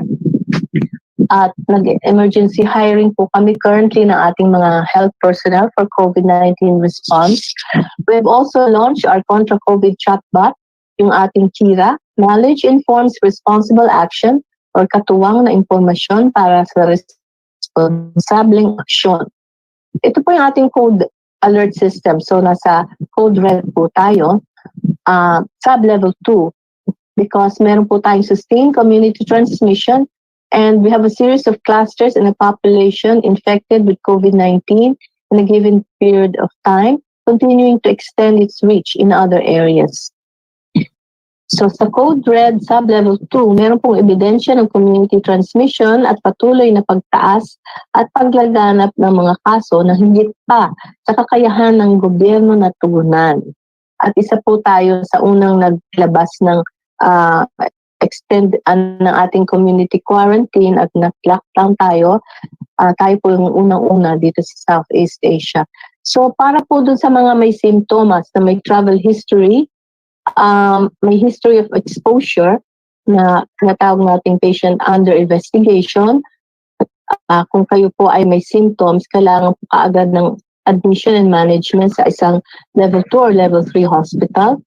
Pero kung kayo naman po ay walang symptoms, pero meron kayong travel history to an area with travel restriction, kung positive po kayo sa travel history, you are considered person under monitoring at kailangan po kayo mag-home quarantine for 14 days. So, yung pong sinasabi nating history of exposure, yung mga nabanggit ko po kanina, kung kayo ay health worker or working together with a COVID patient, travel together with a COVID patient or a health worker in a facility where the COVID patients are being managed. So dun po sa mga may travel history to countries and also in areas where there is a high transmission in the locality na may symptoms, kung meron po kayong symptoms, considered po kayo persons under investigation.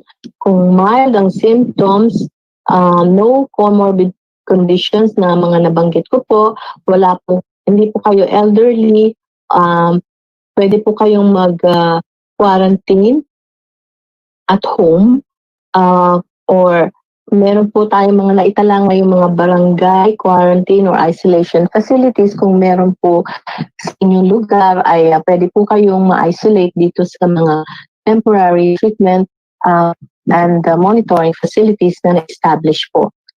So kung hindi naman po, you are considered a PUM, person under monitoring, and kung wala naman po kayong history of exposure within 14 days or direct contact with a COVID-19 patient, or working together or traveling together or living together with a COVID positive patients, kayo po ay considered person under monitoring. So ito po yung algorithm natin for probable or confirmed COVID-19 cases. Para po dun sa mga severe or high-risk cases, kailangan po nating ma-admit, no?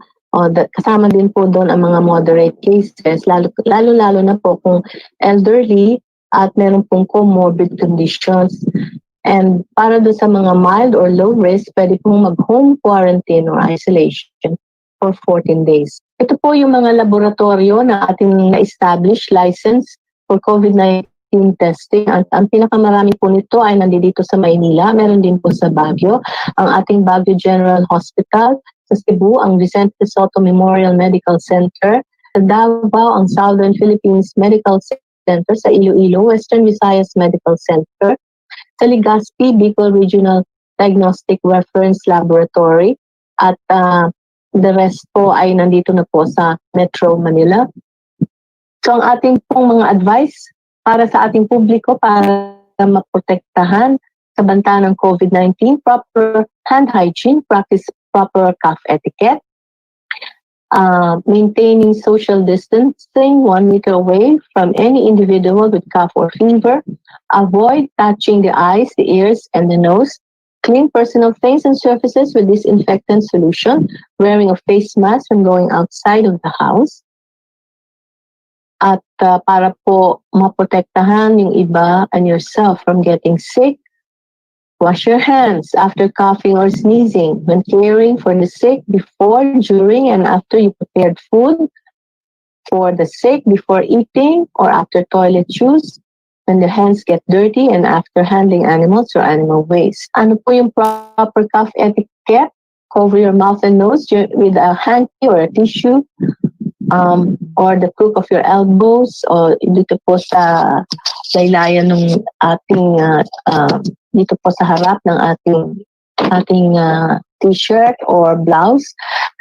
Move away from people when coughing. Do not spit. Throw away tissues in appropriate bin. Always wash your hands after sneezing or coughing, or you can use alcohol or sanitizer.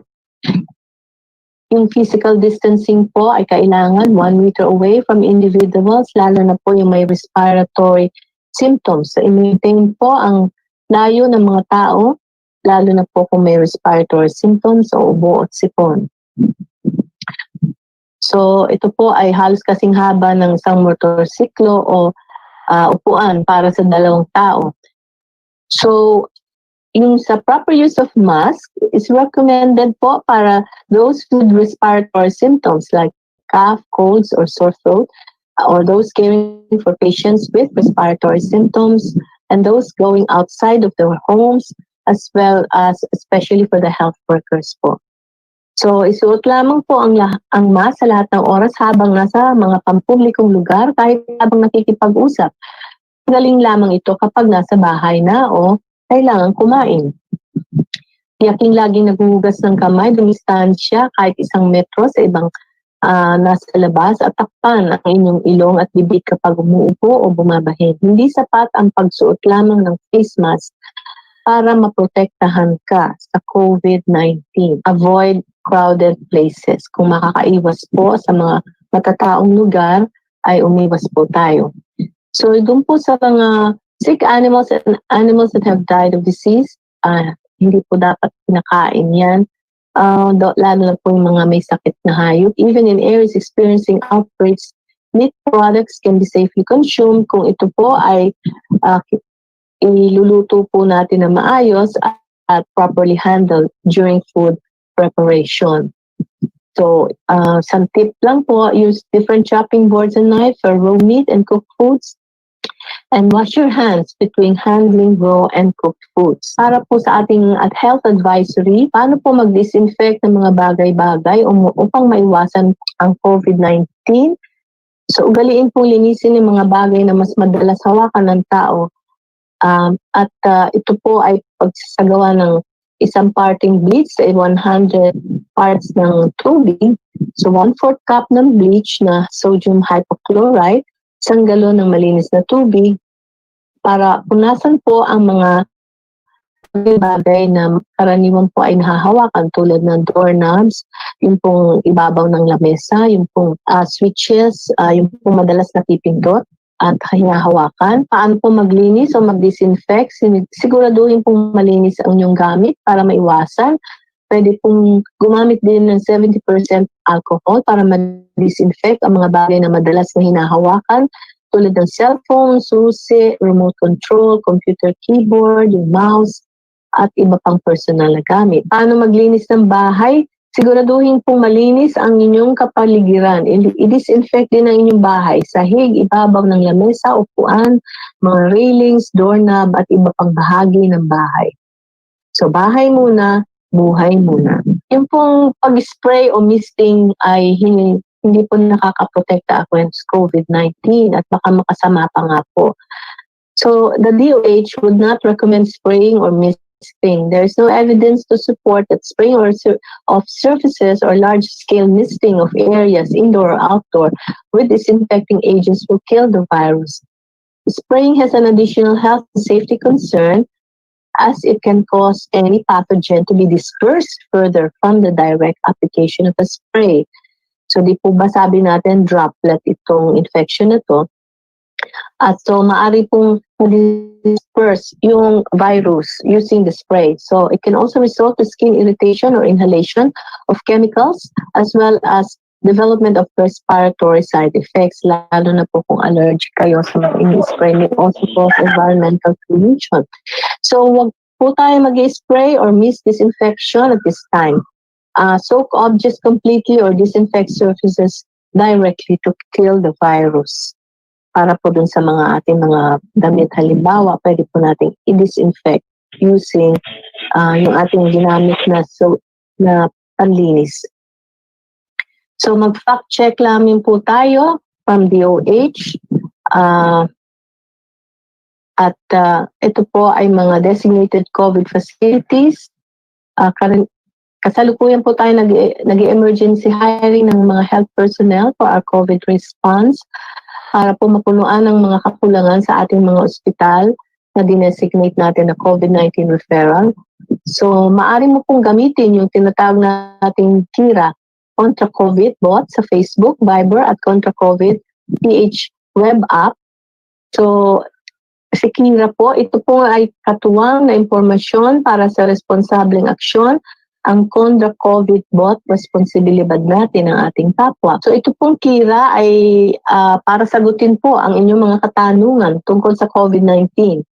Meron po tayo mga homeliners naman na mag-aalaga para po dito sa ating KIRA.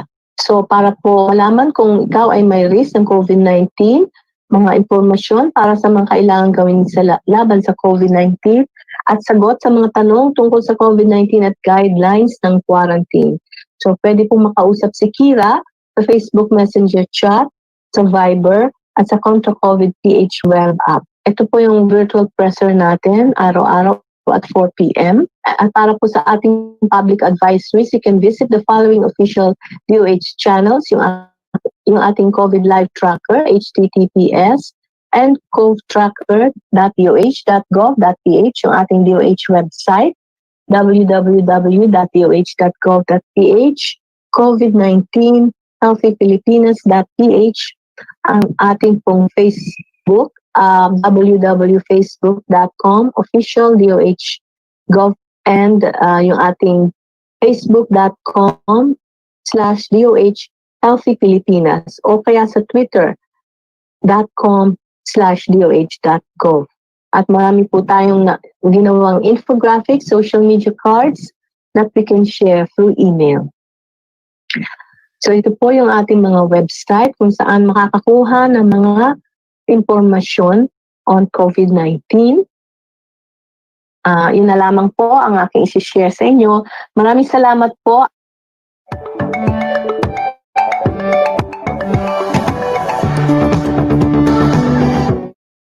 So ngayon po, on my part, I'm going to discuss about some important considerations regarding mental health and psychosocial support and remote psychological first aid. Ayan, alam ko po sa inyo na yun nga, nakapag-training na kayo on MHPSS and PFA.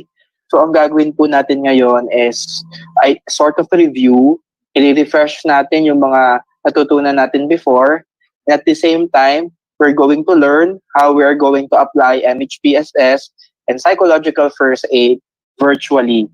Kasi po tayo po ngayon ay nasa punto na ang ating mga kagaya nito ng activity na ginagawa natin, lahat ay sa paggamit ng technology.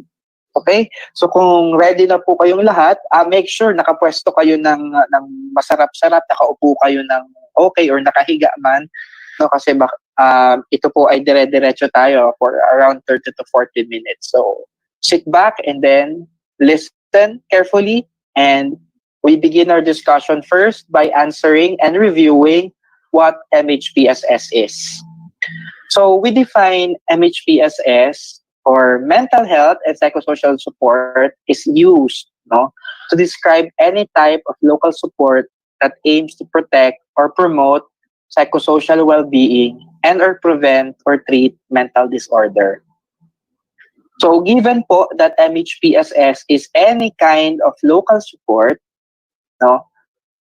MHPSS in itself is not an approach, okay? But rather, MHPSS offers us a set of guidelines to be followed in order for our psychosocial support initiatives to be effective and successful. So, MHPSS, for its purpose, is to enable humanitarian actors and communities to plan, establish, and coordinate a set of minimum multi-sectoral responses to protect and improve people's mental health and psychosocial well-being in the midst of an emergency. So kaya po, gumagawa tayo ng MHPSS initiative through the training of psychological first aid because we want to improve our kapwa, our fellow Filipinos' lives through psychosocial support. Starting with the first core principle of human rights and equity. So for every MHPSS initiative or activity, human rights of all affected persons should be promoted, as well as the protection of individuals and groups who are at a heightened risk of human rights violations. And who are these people? Kung naaalala pa natin, they are the marginalized. Okay, so the marginalized are usually at high risks of vulnerability. That is why we have to protect their human rights and provide equity. Second is participation. So in every MHPSS activity, the participation of the local, ayan, medyo, sana po malakas na yung audio ko. Yan, so the participation of the local affected population should be maximized. Ayan. So kaya po hinihingi yung participation ninyo kasi we would like to maximize the persons in your particular areas. So kayo yung magiging point persons per areas. The third one is the core principle of do no harm. So in every MHPSS initiative, there is a potential harm, especially when working on mental health and psychosocial support because it deals with highly sensitive issues. So we have to be careful in dealing with such cases. And you have learned PFA naman before, so you know exactly what to do. Core principle number 4 is building on available resources and capacities. So the key here is to build on local capacities, supporting self-help, and strengthening the resources already present. So yun nga po, sabi ko kanina, we are maximizing what we have at hand. Okay, kasi meron na tayong resources. So dapat yun yung una nating nagagamit. And then, core principle number 5 is on integrated support systems. So MHPSS activities and programs should be integrated as far as possible. Okay? That is why if you're going to work on psychosocial support, it's better that we work hand in hand with other organizations, whether that is a government or a non-government organization, so that we'll be able to get all the support we can have in making our psychosocial social support activities more effective. And finally, MHPSS activities is composed of a multi-layered support. So a layered system of complementary support is key in organizing MHPSS. And this multi-layered system of MHPSS is shown in the intervention pyramid. Starting with the base layer, which is basic services and security. So in here, the well-being of all people should be protected through the establishment or re-establishment of security, adequate governance, and services that address basic physical needs, which includes food, shelter, water, basic healthcare, no, and control of communicable disease. And that is what the government now is doing. Secondly, has something to do with community and family supports. Okay? So here, ang ibinibigay natin ditong serbisyo has something to do with access to key community and family supports. So if you're able now to fulfill the basic needs, para mas lalo pa na matulungan tayo psychosocially, kailangan we are provided with community and family supports. On the third layer now is the focused non-specialized supports. So dito makikita natin that it represents the support necessary for the still smaller, mas konti na lang, compared to the other two layers who needs additional support, no? Whether it is a focused individual, family, or group intervention by trained and supervised workers, no? And included here in the third layer is the conduct of psychological first aid. Okay, so dyan papatak yung psychological first aid na gagawin natin. And at the top layer is specialized supports. So dito, yung mga tao na na-identify natin under the third layer na nangangailangan ng referral, dito natin sila ibibigay sa specialized services wherein this will now be provided by registered or licensed mental health and medical professionals to be able to provide their specific needs. So there are lots of MHPS activities that we can do. And included, if you can see at number 5, yung basic training natin on psychological first aid, kasama dyan. At yung mga iba pang bagay na maaari nating magawa para sa komunidad in order for us to deliver psychosocial support. Okay? However, given all those activities that that we have here in the screen, continuous monitoring and evaluation should take place to identify the most appropriate activity at a given time. Okay? So ngayon na alam na natin, na refresh na tayo, so kung ano nga ba ang MHPSS, we go now directly and more specifically as to a specific PSS activity that we can do and you were trained to do before. And that is psychological first aid. So we define PFA as a method of helping people in distress so they feel calm and supported to cope better with their challenges. Okay, so PFA help normalize worry and emotions. It also promotes healthy coping and provides feeling of safety, calming, and hope. And since PFA is first aid per se, PFA is designed to reduce the initial distress caused by crisis events and to foster short and long-term adaptive functioning and coping. So yun yung aim natin sa pagbibigay ng psychological first aid.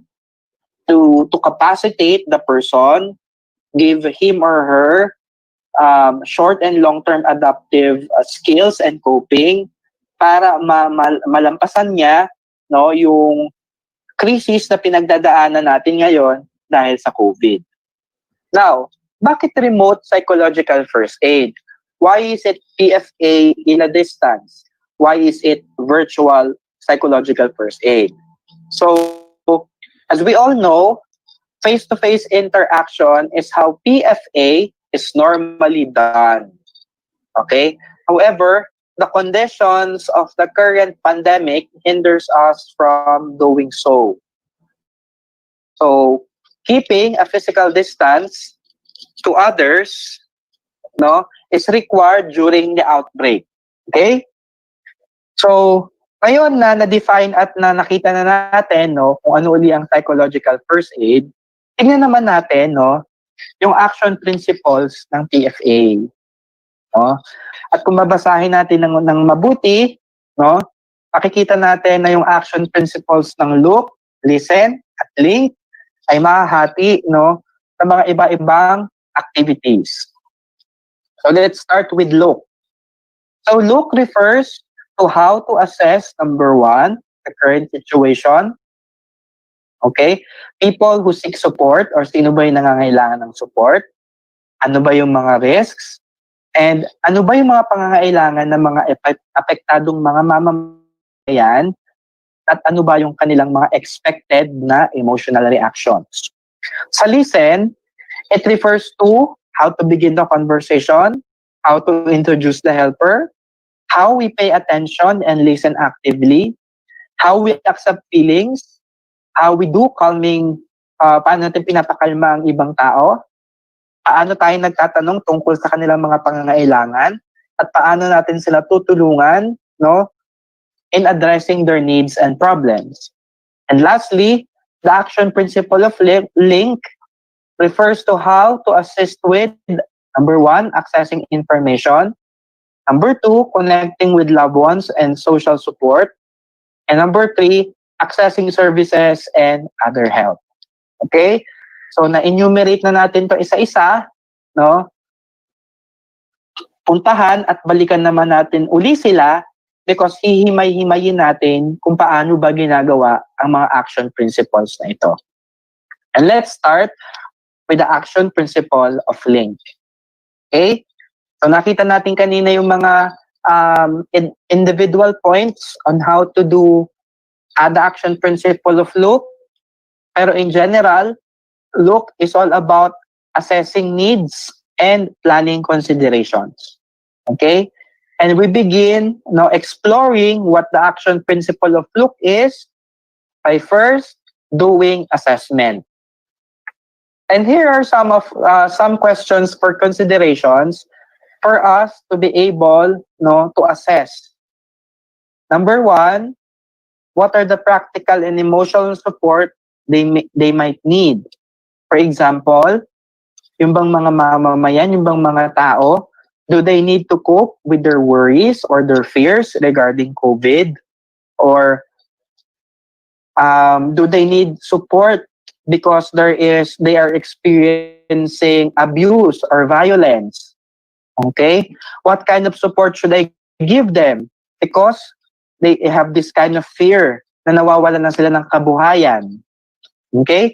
So those are some questions no, na pwede nating itanong for number 1. Secondly, what is their current situation? Ano ba yung sitwasyon ng mga tao ngayon? Sila ba ay in total lockdown? Are they isolated? Are they quarantined? Okay? Are they alone or are they spending time with their loved ones? No? Sila ba ay naka-confine sa hospital? No? Sila ba ay frontline workers? At ano ba yung kondisyon ng mga frontline workers ngayon? Okay? So those are things that we have to consider. And thirdly, we also have to know the kind of risks that they are experiencing. Are they scared that they might spread the virus even though they show no symptoms, etc.?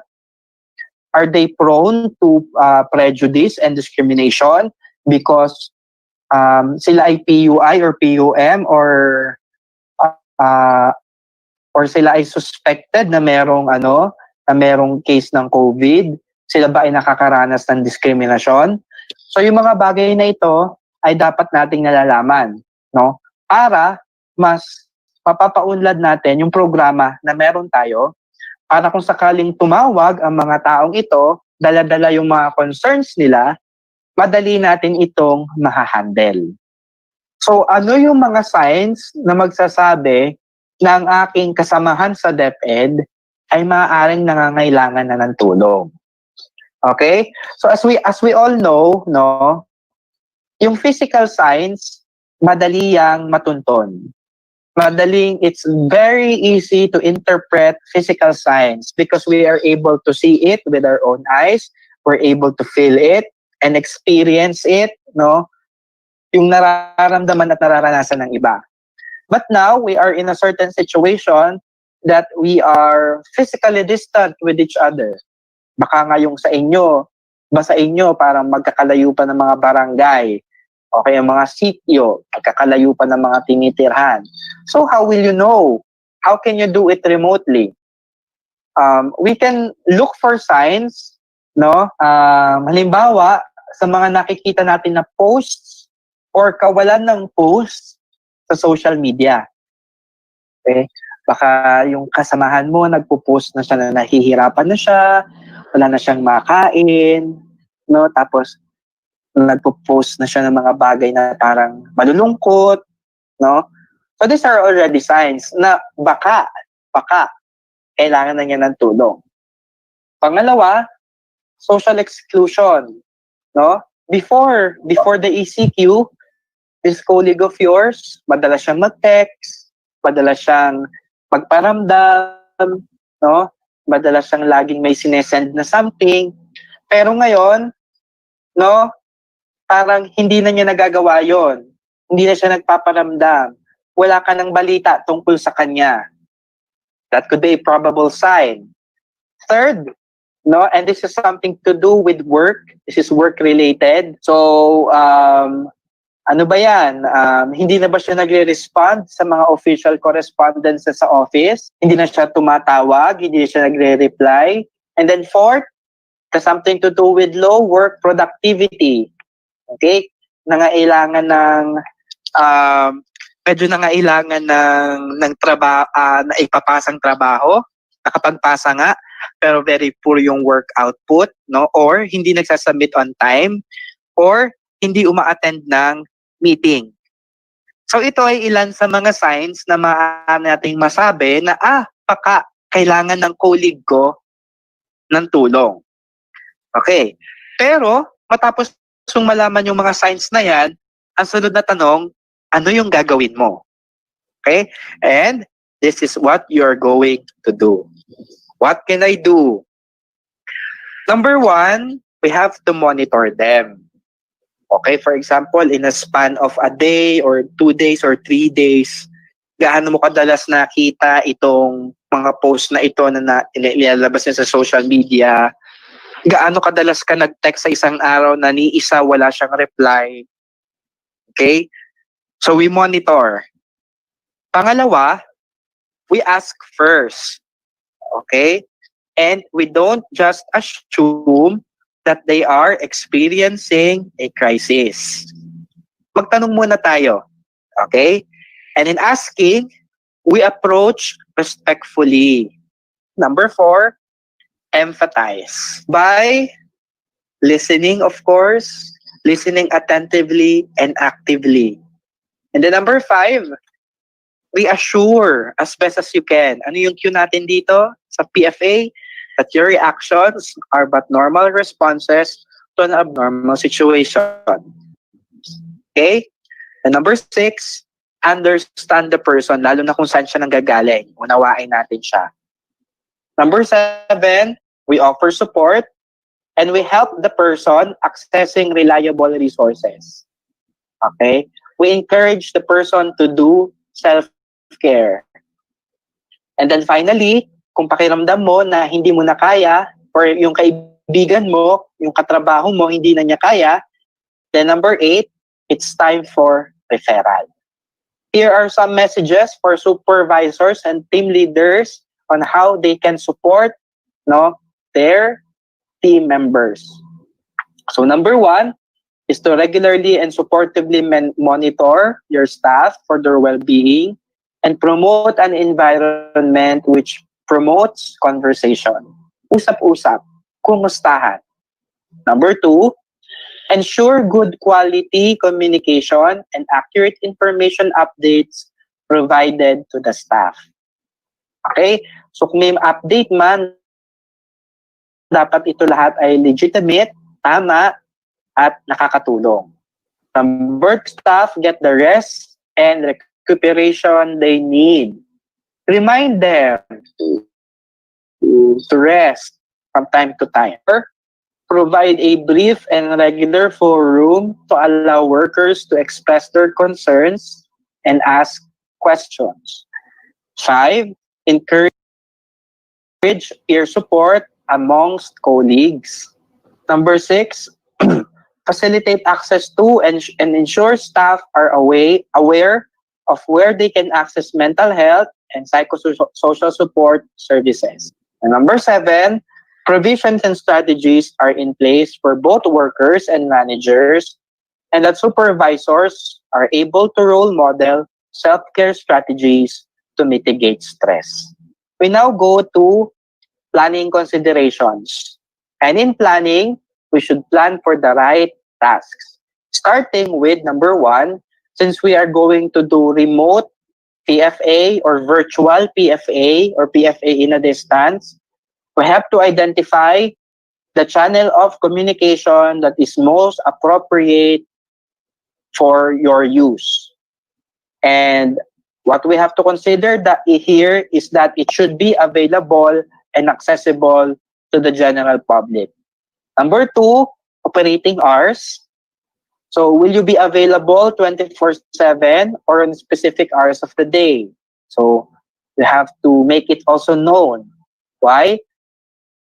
Because operations open 24/7 receive many calls, especially at night, from people living with pre-existing mental health conditions or other illnesses. Number 3 is information dissemination about the service. No? How will you be able to reach a significant amount of people? Paano nyo i-announce na gagawa kayo ng PFA? Paano nyo masasabi sa kanila, sa mga nangangailangan, na kayo bilang isang organisasyon ay nag-o-offer ng PFA? Number 4, safety and privacy of both caller and responder. So consider and adapt to the physical environment. Kung ano yung environment na meron kayo dyan sa inyo, you try to adapt. Ensure privacy and avoid disturbance during a call. For example, make sure no one will disturb. Okay? Let family members and others know that the room is used for a call or video conference. Halimbawa, kagaya po ngayon, I have to inform yung kapatid ko tsaka po yung nanay at tatay ko that I'm doing this webinar. So bawal nila ako katukin, bawal nila laksan yung TV, bawal sila mag-ingay, no? Para hindi po ako ma-distract sa ginagawa ko. Number 5, ease of use of communication tools. So kung gagamit po tayo ng medyo advanced na technology or ng technology, we have to consider whether the technology is user-friendly, no? Kung madali ba siyang gamitin. And then also we have to consider signal and access to internet connectivity. Okay? Kasi baka mamaya wala kayo nun. Number 6, referral pathway. So, kung paano tayo magre-refer, referral system na meron, kailan mo dapat malaman kung kailan na siya i-refer. So, lahat po ito ay naka-indicate. Mamaya, mababanggit ko dun sa link part. Okay? And then number 7, voluntary recruitment. Well, this is not exactly your problem because basically, you yourselves are the members of the team. You yourselves are the volunteers.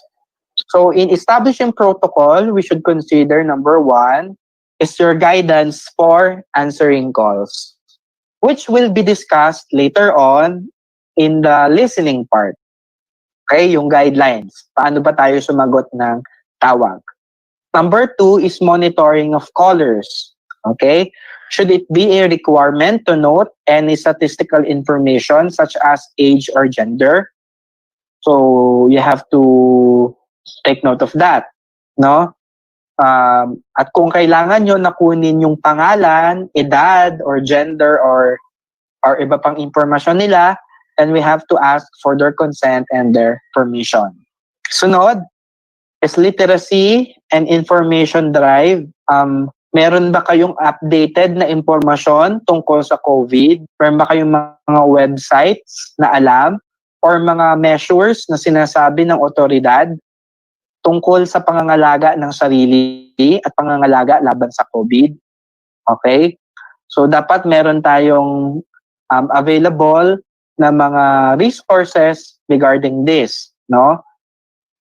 So, dapat nakaprepare natin yan. Number 4 is on referral system. So, again, well, this is in the linking part and this will be provided to you guys. So, you will be guided accordingly for referral.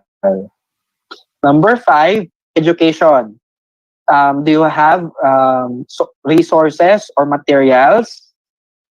Or do you have an updated list of links and other information about psychoeducational materials na maaari nating i-share or ibigay dun sa mga tatawag or hihingi ng impormasyon? Yeah, so dapat meron din tayo nito.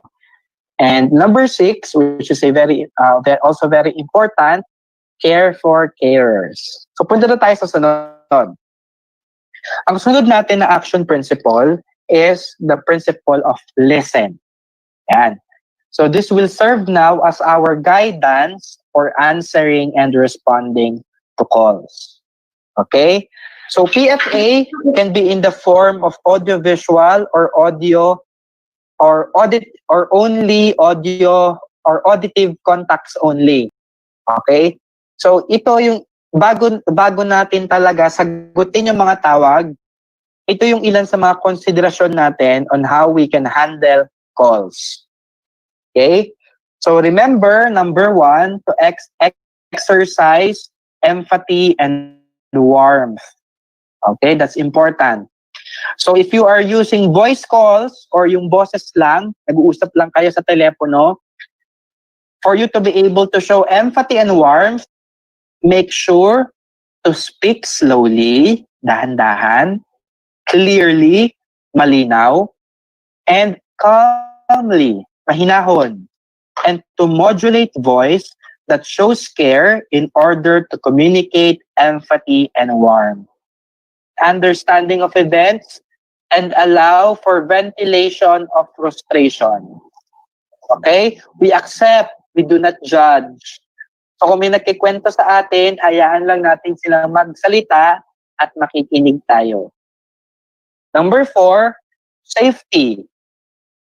If you are talking to a very worried caller, it is important to create a sense of calm and safety by using, again, a calm tone of voice So yun po kapag sa boses, no, dapat kalmado yung tono ng pananalita natin.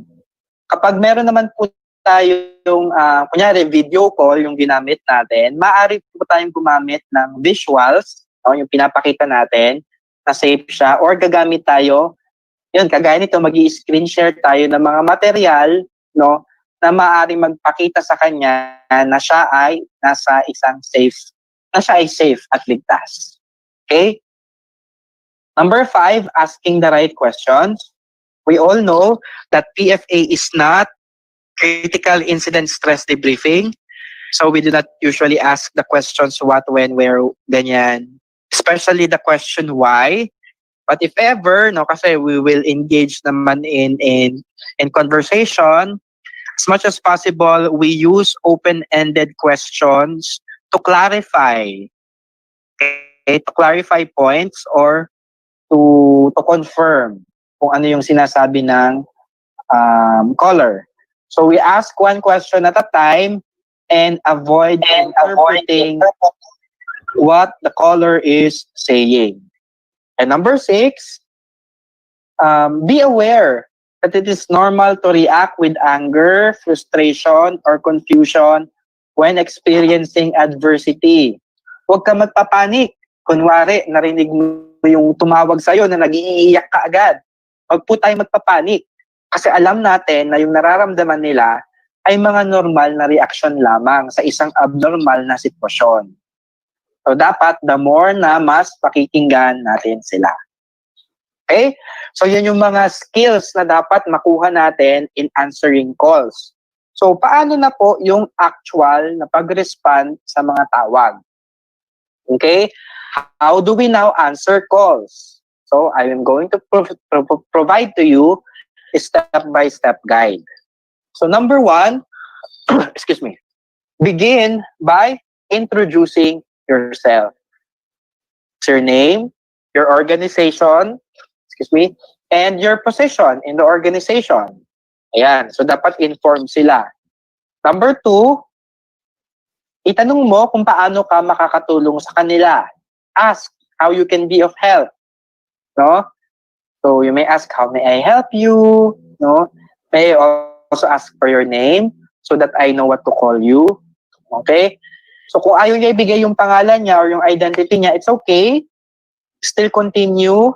No, mas importante yung naibibigay mo na tulong. Pangatlo, agree on the duration of the call. If you're only planning to receive calls for around 30 to 45 minutes, let the caller know that you are only doing it in a short period, in that period of time. Para magkaroon yung caller, magkaroon na siya ng setting of expectations na dapat may address at may bigay niya yung concerns niya within that period of time. Okay? Number 4, we listen to the practical and emotional needs of the caller. And in doing so, we should help them in these 5 different aspects. Number 1, we help them in exploring their emotions. So should the caller be worried, explore what the person is particularly worried about and what their specific concerns are. Halimbawa, maaari nyo po bang masabi sa akin kung ano yung inyong pangamba? No? Nasabi nyo po kanina sa inyong kwento na kayo ay nag-aalala. Maaari po bang malaman kung ano yung mga bagay na sanhi ng inyong pag-aalala? Ayan. So we explore. Number 2, we help in normalizing their reactions. So in case of extreme stress, worry, fear, or loss of control, reassure and normalize these reactions by explaining that such feelings are normal during any crisis event. Okay, yung usual na cue natin na lahat ito ay normal lamang. Number 3, we have to assist them in learning about COVID. Okay? So another option na maaari nating maibigay sa kanila para mabawasan yung worry nila is to mention how having updates and correct information about COVID is helpful for them. Sabi nga nila, maganda ang may alam. So dapat alam nila ang mga impormasyon na ito. Number 4, we help them in accepting emotions. Tanggapin ang kanilang mga nararamdaman. At isa sa mga maaari nating gawin para madali nila matanggap ang kanilang mga nararamdaman ay sa pamamagitan ng pagtulong sa kanila na ma-identify at mapangalanan, to identify and name those emotions so that it would be easy for them to acknowledge that they are feeling such emotions.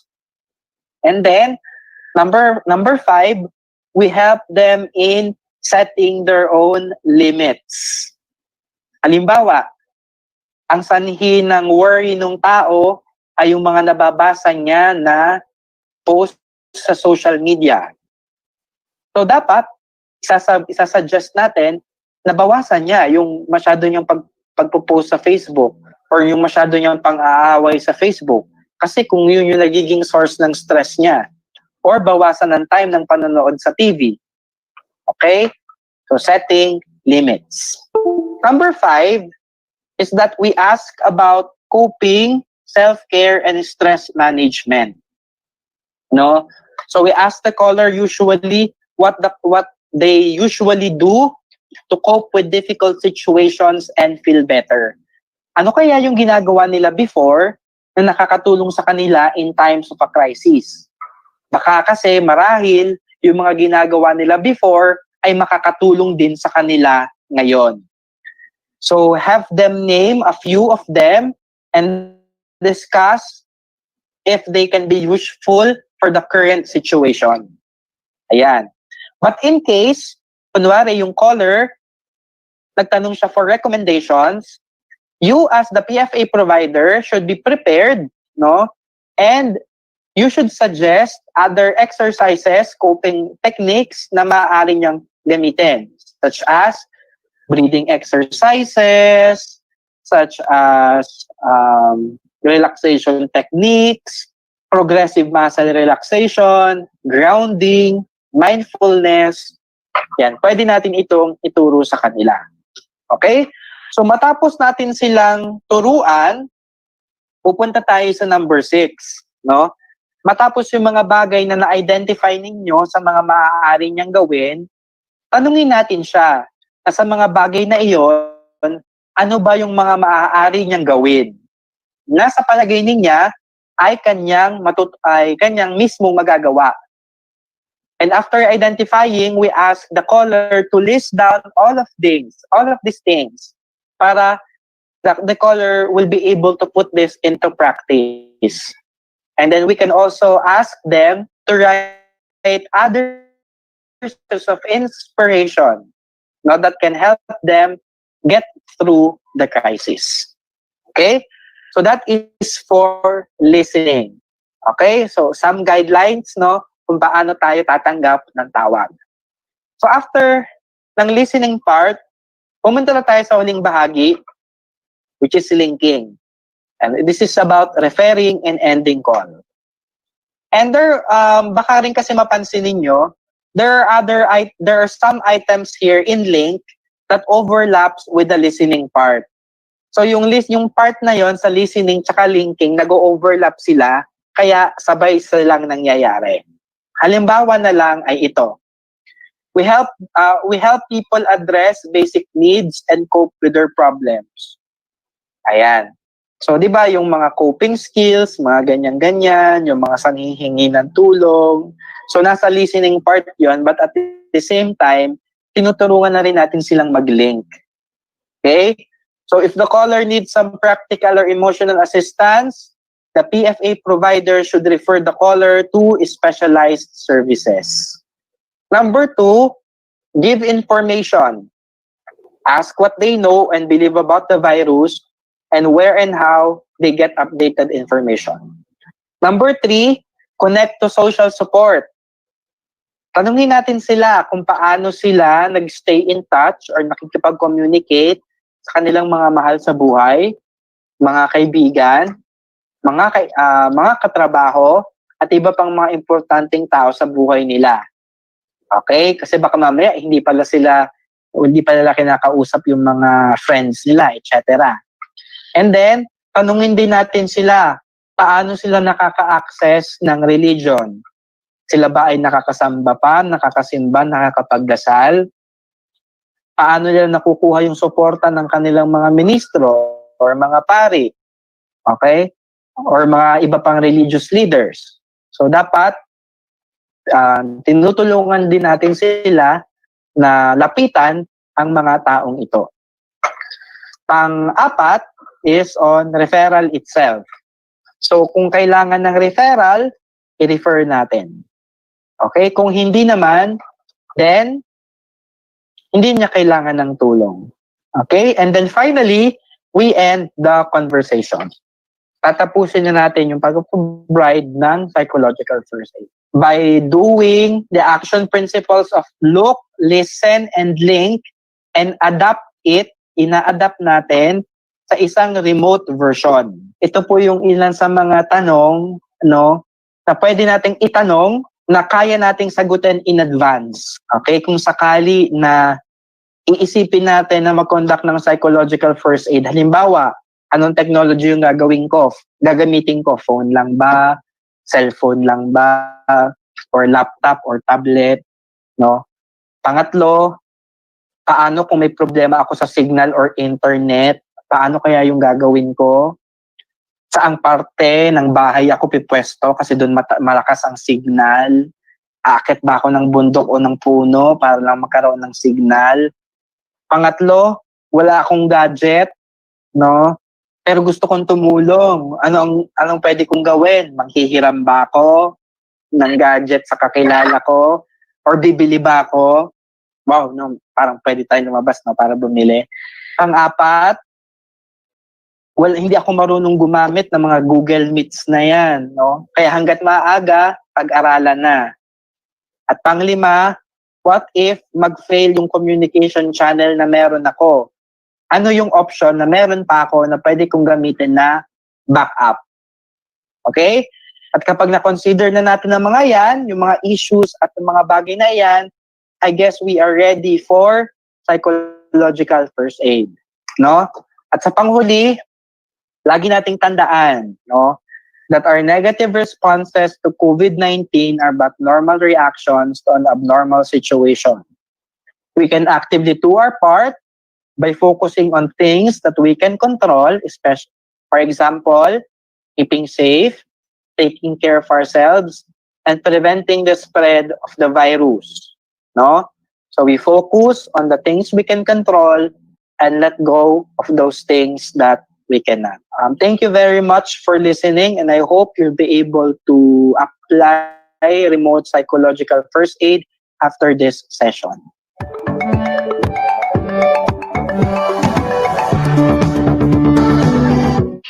Hello, JK and Carl. Hi, magandang hapon po. Good afternoon sa ating lahat. Good afternoon, JK. Ayan, nasa Mindanao cluster na tayo, kuya. Hello po sa mga kaibigan dyan, sa mga nakasama ko na mga tao. Kuya Carl, nandito ka ba? Hello Kuya JK. Hello sa mga taga Mindanao, sa ating mga kaibigan natin dyan. I'm excited. Sige lang. Okay, so sige po, sisimulan na po natin. Ayan, kumusta po kayong lahat? Ayan, so pwede po okay naman kami.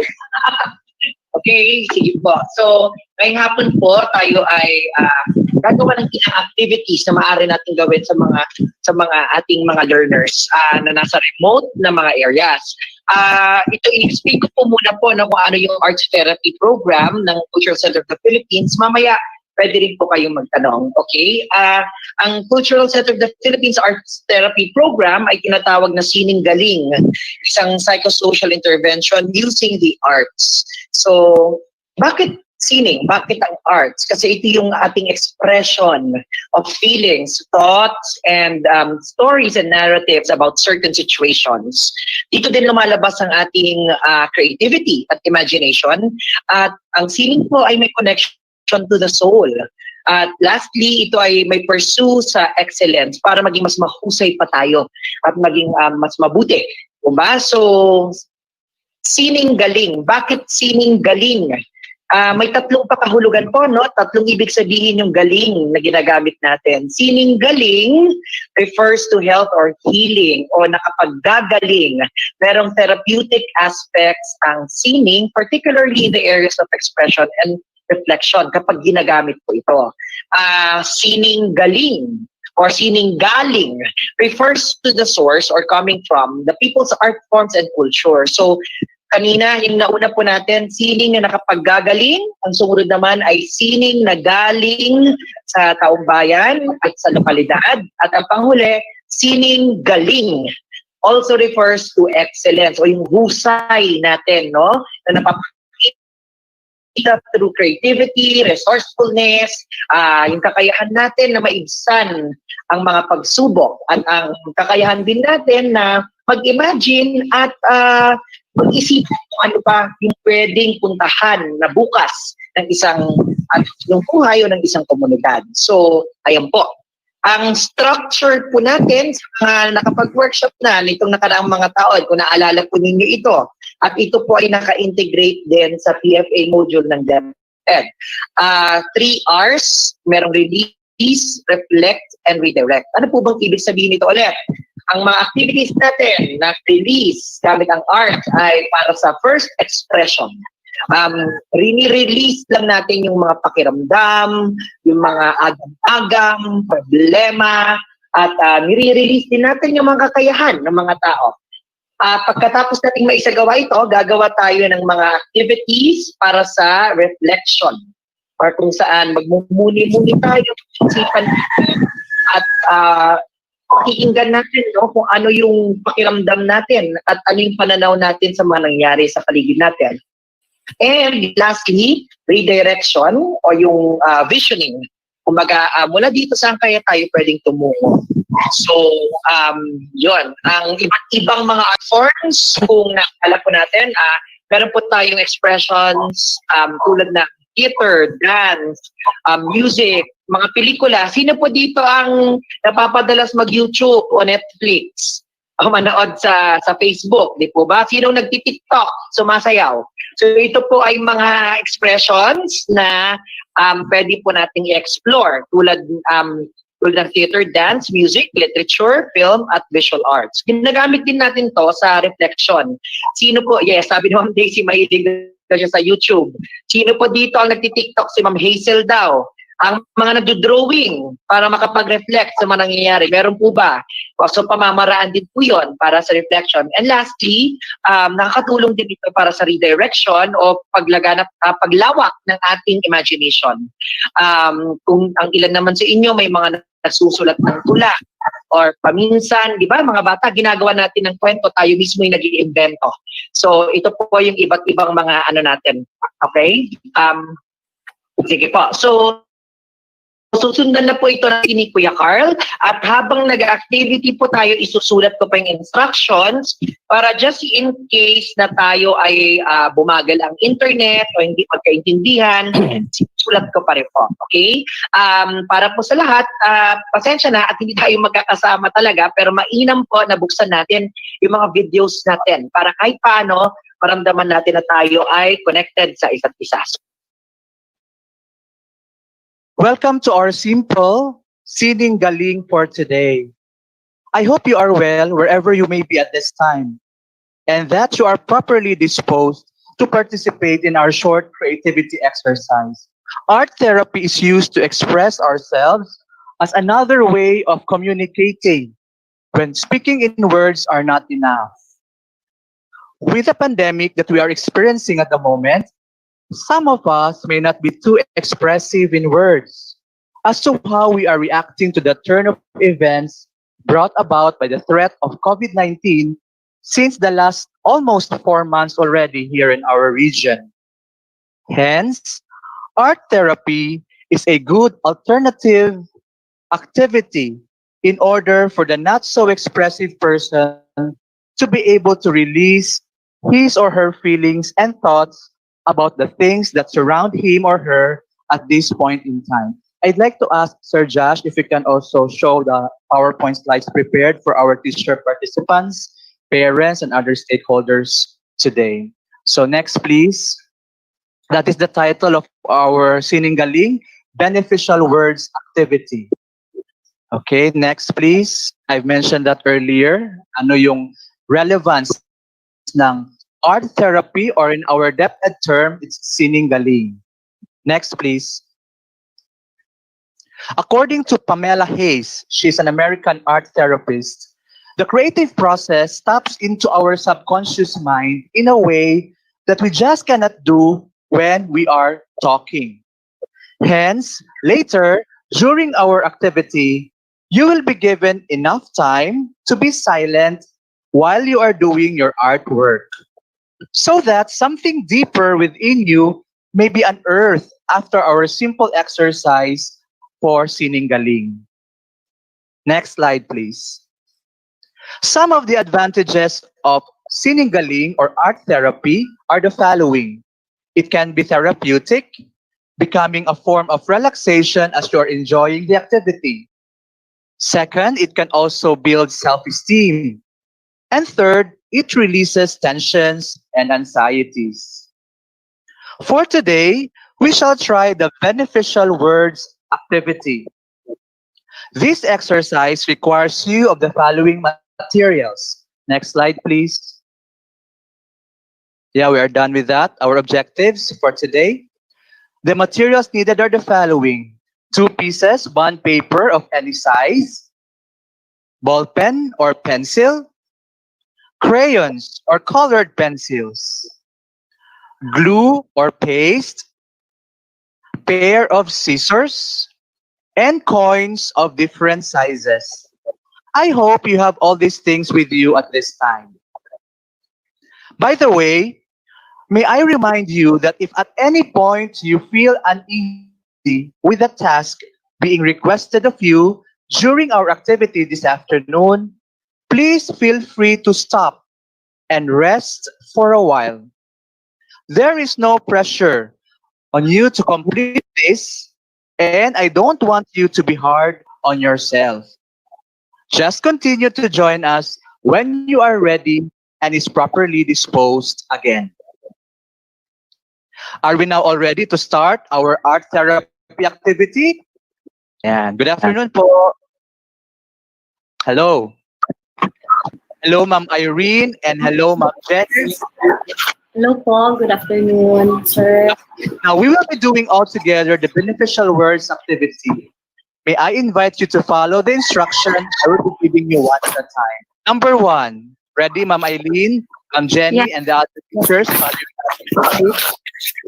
You have your coins with you, which are of different sizes. It doesn't matter how many you have with you at this time.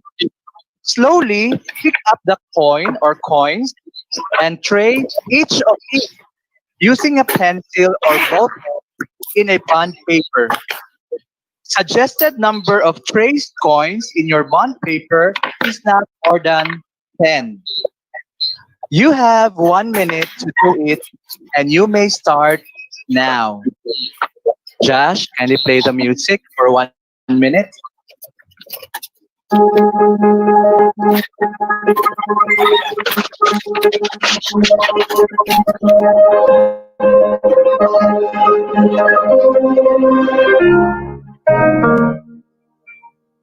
Thank you, Ma'am Eileen, Ma'am Jenny, and the rest of the teachers joining us online.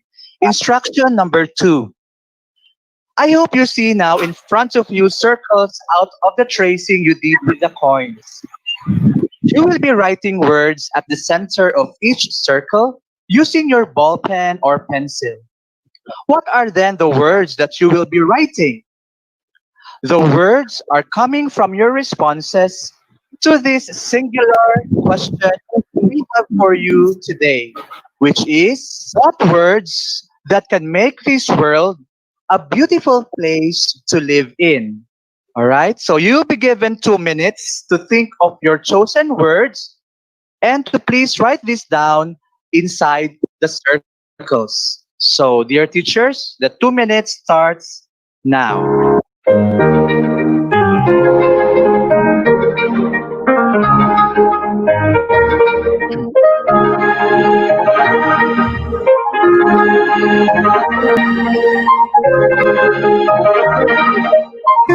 Thank you very much. We welcome Mom Cheryl. I think she's one of our interactors. Welcome, Mom Cheryl. So let's proceed to instruction number 3. After writing down your beneficial words inside the circles, try now to decorate and color your words inside the circles using your crayons or colored pencils. You may even put designs inside the circle together with your chosen words.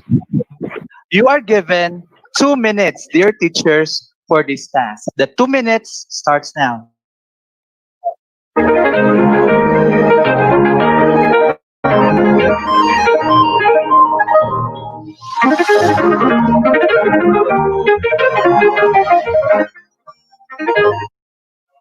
Thank you.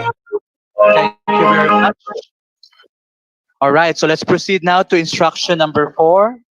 Wow!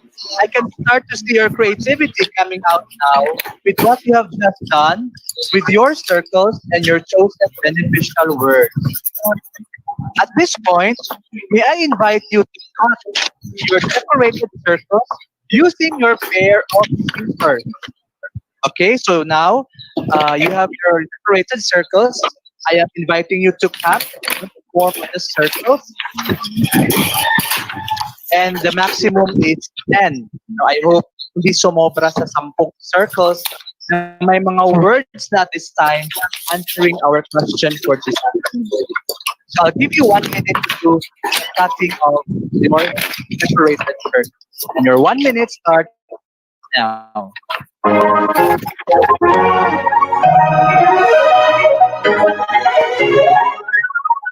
Were you able to cut now all your decorated circles? You need a little more time? All right, it's good. Let's proceed to instruction number 5. The other bond paper you have with you represents the face of the world we have at this time. Kindly now paste your decorated beneficial words in the world which is represented by the other bond paper. I am inviting your creativity at this point to take over for the next 5 minutes. You may use again your crayons or colored pencils to add more colors to this beautiful world that you are creating with your decorated beneficial words. Again, 5 minutes with the creativity in you coming out for the next instruction. Good luck to our dear teachers, and we will see each other after 5 minutes.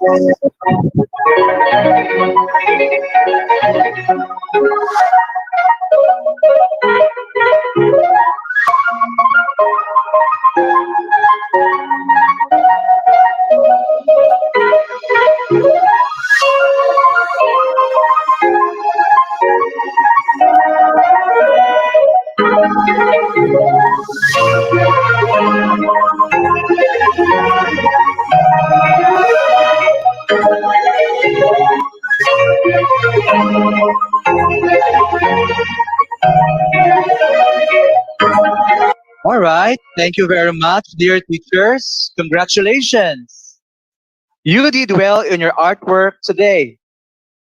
I can see that you have exerted your level best in presenting your new world with your chosen beneficial words on it at this time of the pandemic.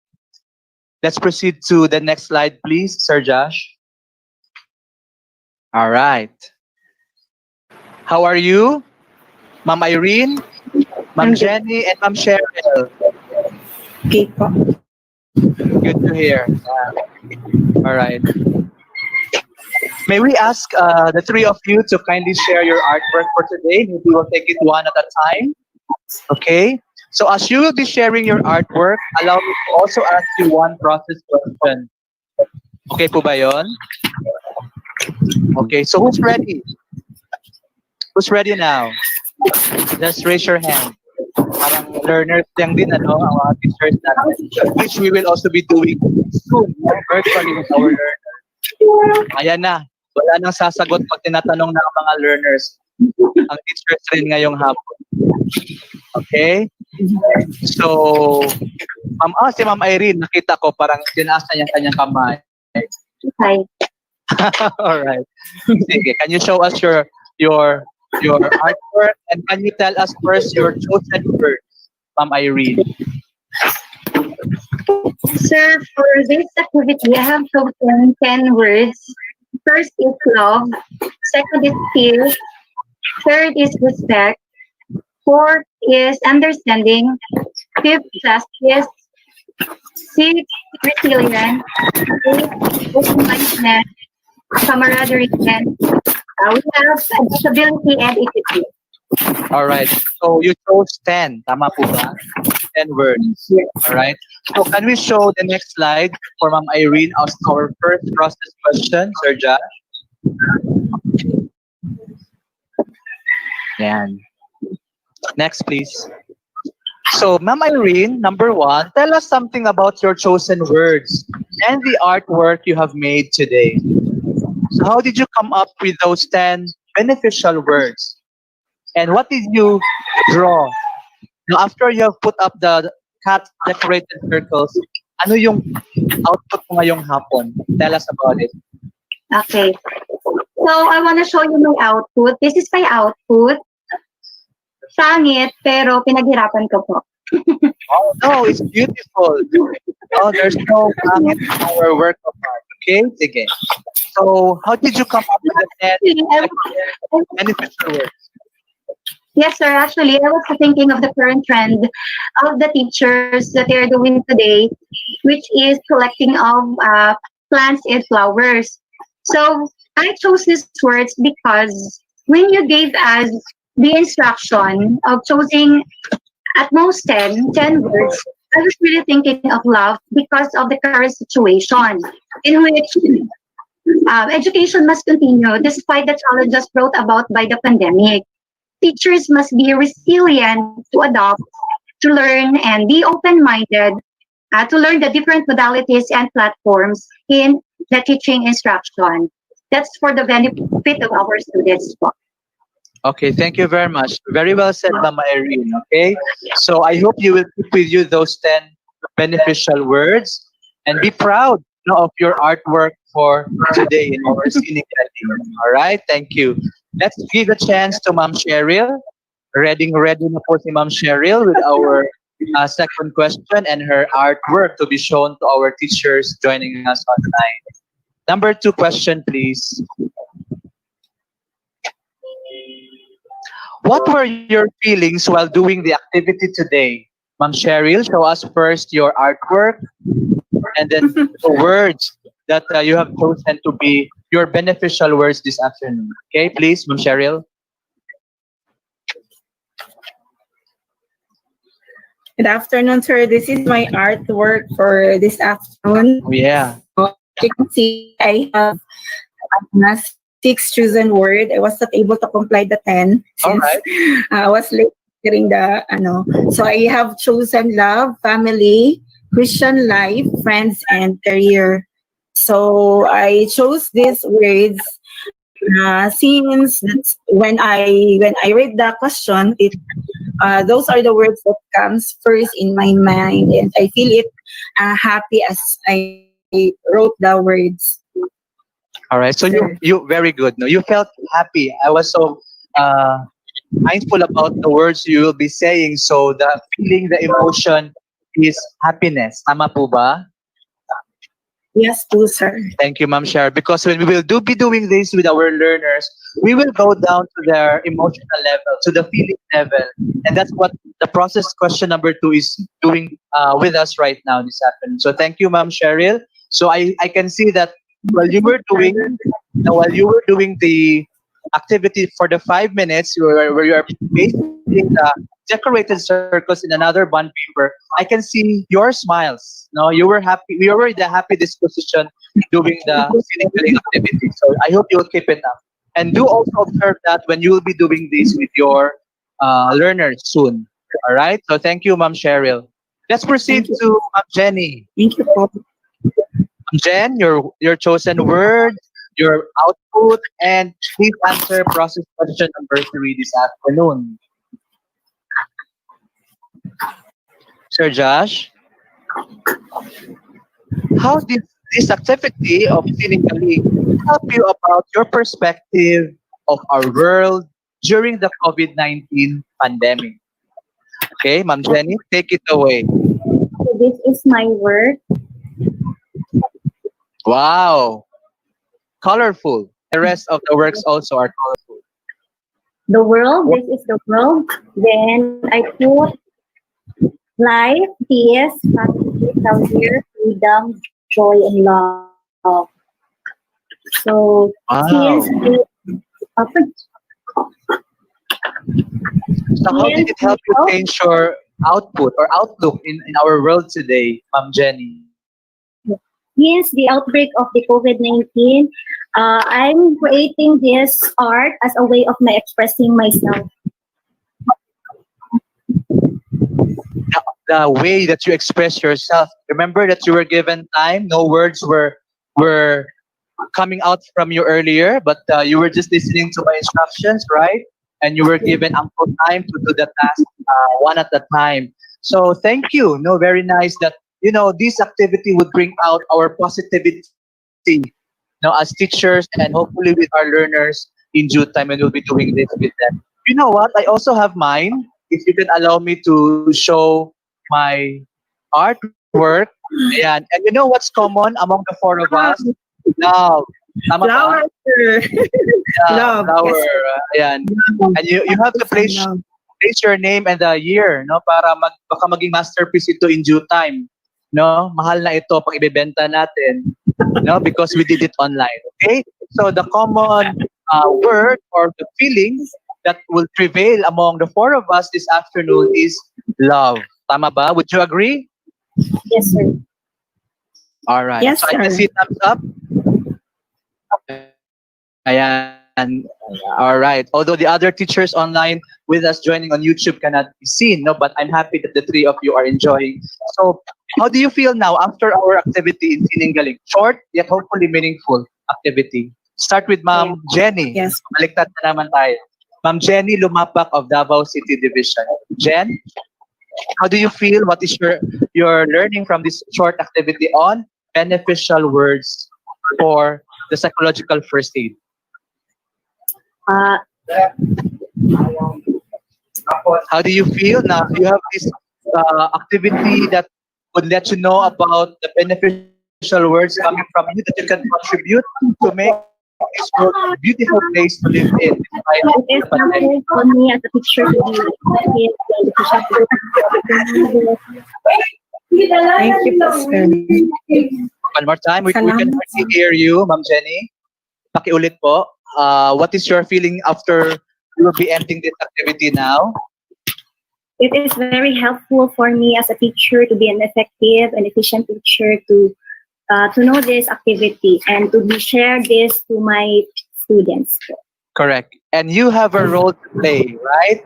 We all have roles to play to make this world a better place to live in. Okay, thank you. Cheryl? Yes, sir. Cheryl D. Sagid of Davao del Sur Division. Yes, Your po, feeling sir. as we end the activity and then your learning with po this afternoon.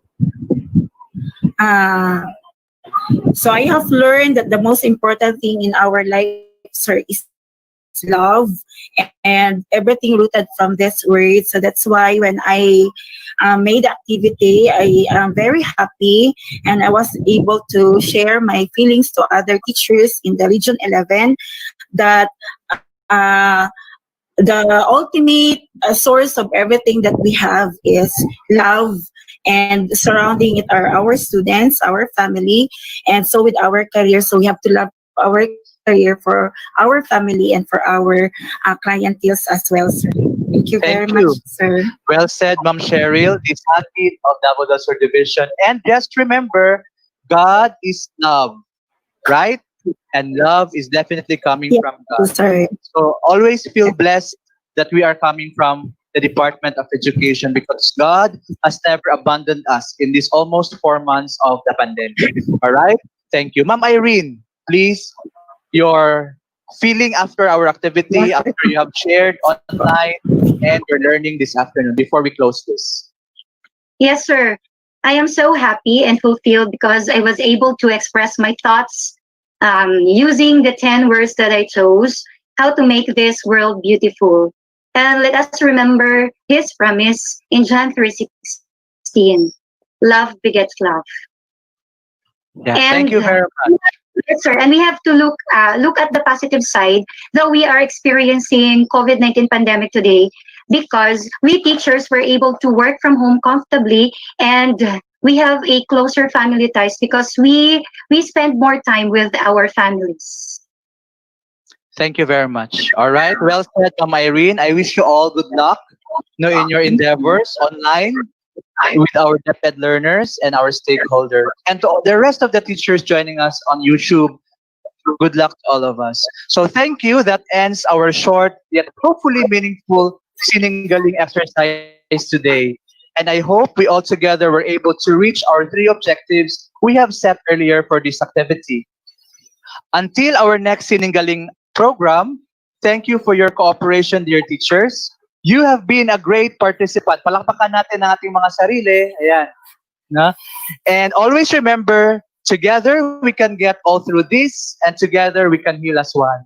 Thank you, ESSD, with the Chief Dr. and CLMD with the Chief Dr. Velasco, and my boss, Chief Roy Enriquez, and the rest of the staff for this opportunity given me. Until next time, so long for now, and until we meet again. Thank you. Magandang hapon po. Back to you, Sir June Aguilar. Thank you.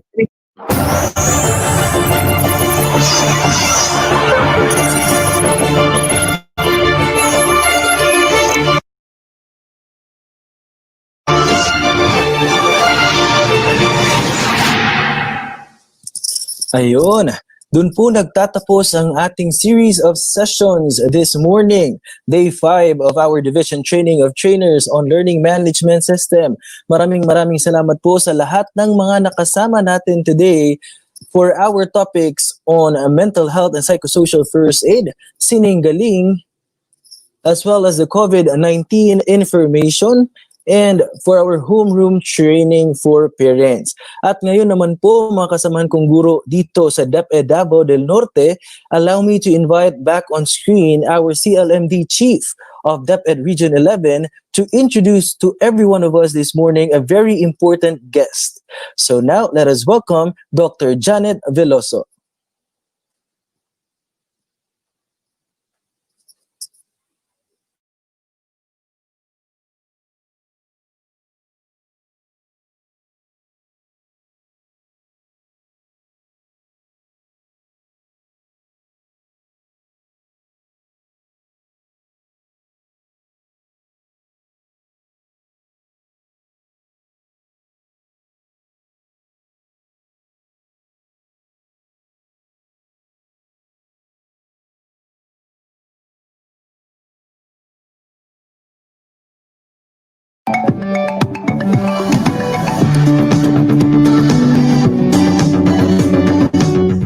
Yes, I know that you are all excited to meet our speaker today, particularly to share with us on learning management system.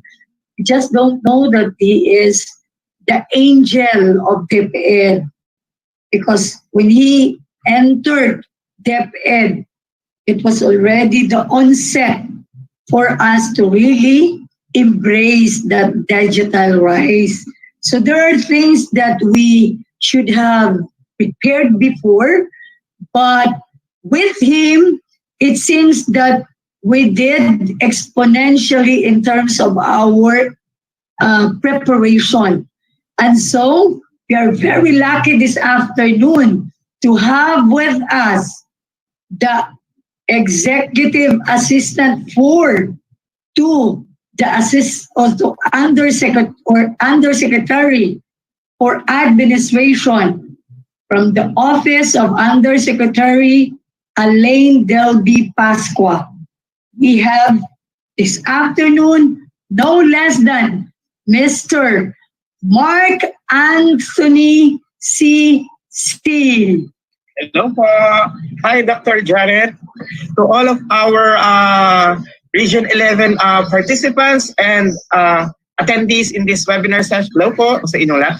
I need to cover my face. Pasensya na po because just recently, actually, kagabi po, medyo nilalagnat ako. But the good thing, okay na po ako and I have a normal temperature already. Medyo kinabahan ako, sabi ko na kung hindi ako pwede magkasakit. Ano lang po siya, nilagnat dahil sa sobrang pagod. Yeah. Hindi pwede magkasakit ang angel namin. Salamat po. At ako rin po ay very thankful sa mga prayers na aking natatanggap. Ayan, maraming salamat po talaga sa inyong lahat. So, Dr. Janet, thank you for allowing me to share these things to our participants, especially all about the learning management system. Ayan. The DepEd Learning Management System is actually a pioneer program of the department regarding the innovation side. At sabi nga natin, when we talk about digital rise, everybody is included. So the LMS that we have is actually inclusive. Para lang sa kaalaman, Dr. Janet, ito po yung aking ginawa just recently at na-post ko po siya sa aking social media. I am very happy because I have learned how to utilize a screen reader for blind. At yun po yung aking binabanggit. Sabi ko, napakahirap tulungan ang ating mga blind learners kung ako mismo ay hindi ko alam kung paano gamitin. So I tried my best to really understand the feature so that we could include that one in our learning management system. So I am very happy that it is included. So we now have already an accessibility feature for the deaf learners. And now we also have for the blind learners as well. So yun po ang ating makikita capability ng ating learning management system. And of course, we need the support of the teachers on how we're going to utilize this. So just to give a background, what is a learning management system? LMS is a platform that we need to use in order for us to bridge the online synchronous and online asynchronous classes. Likewise, if we have these DepEd Commons to be whitelisted, same thing as the DepEd Commons, this will run even if you don't have in load or even if you don't have a data credits. Yung nga lang, itong pakisok natin sa ating telcos, sana lumakas ang mga signal ng ating mga cell sites dahil nakabatay po ito sa signal talaga. So if there is a signal, then we can access these things.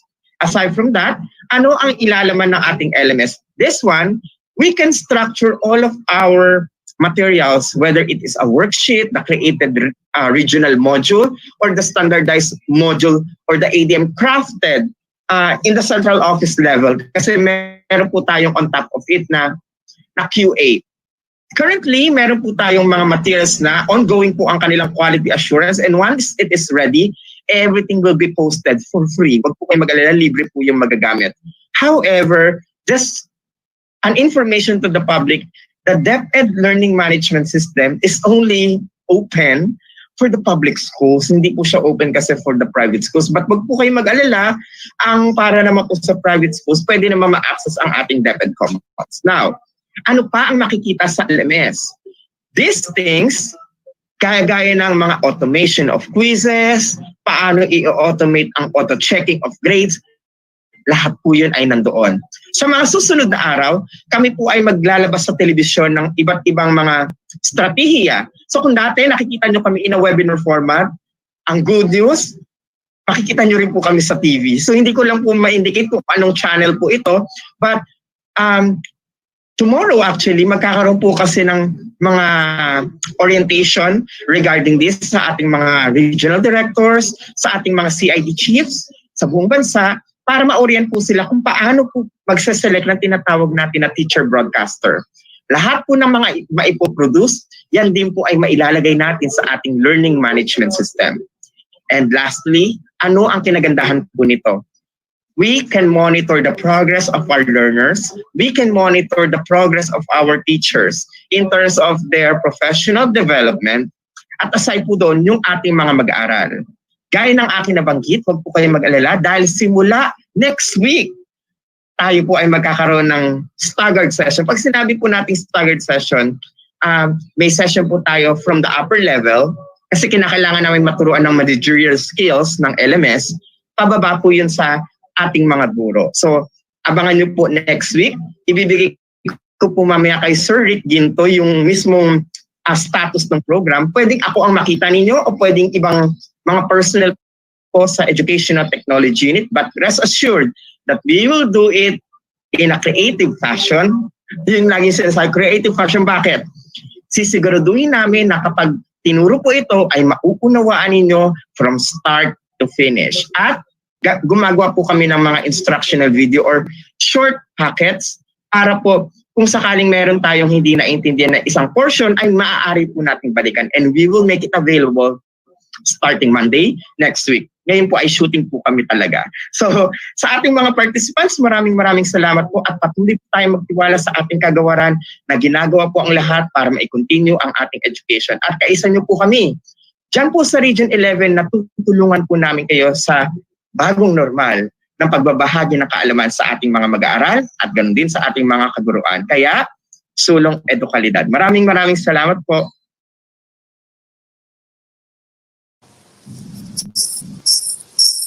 And there we have it po. Maraming salamat po to Sir Mark CC of DepEd Tech Unit.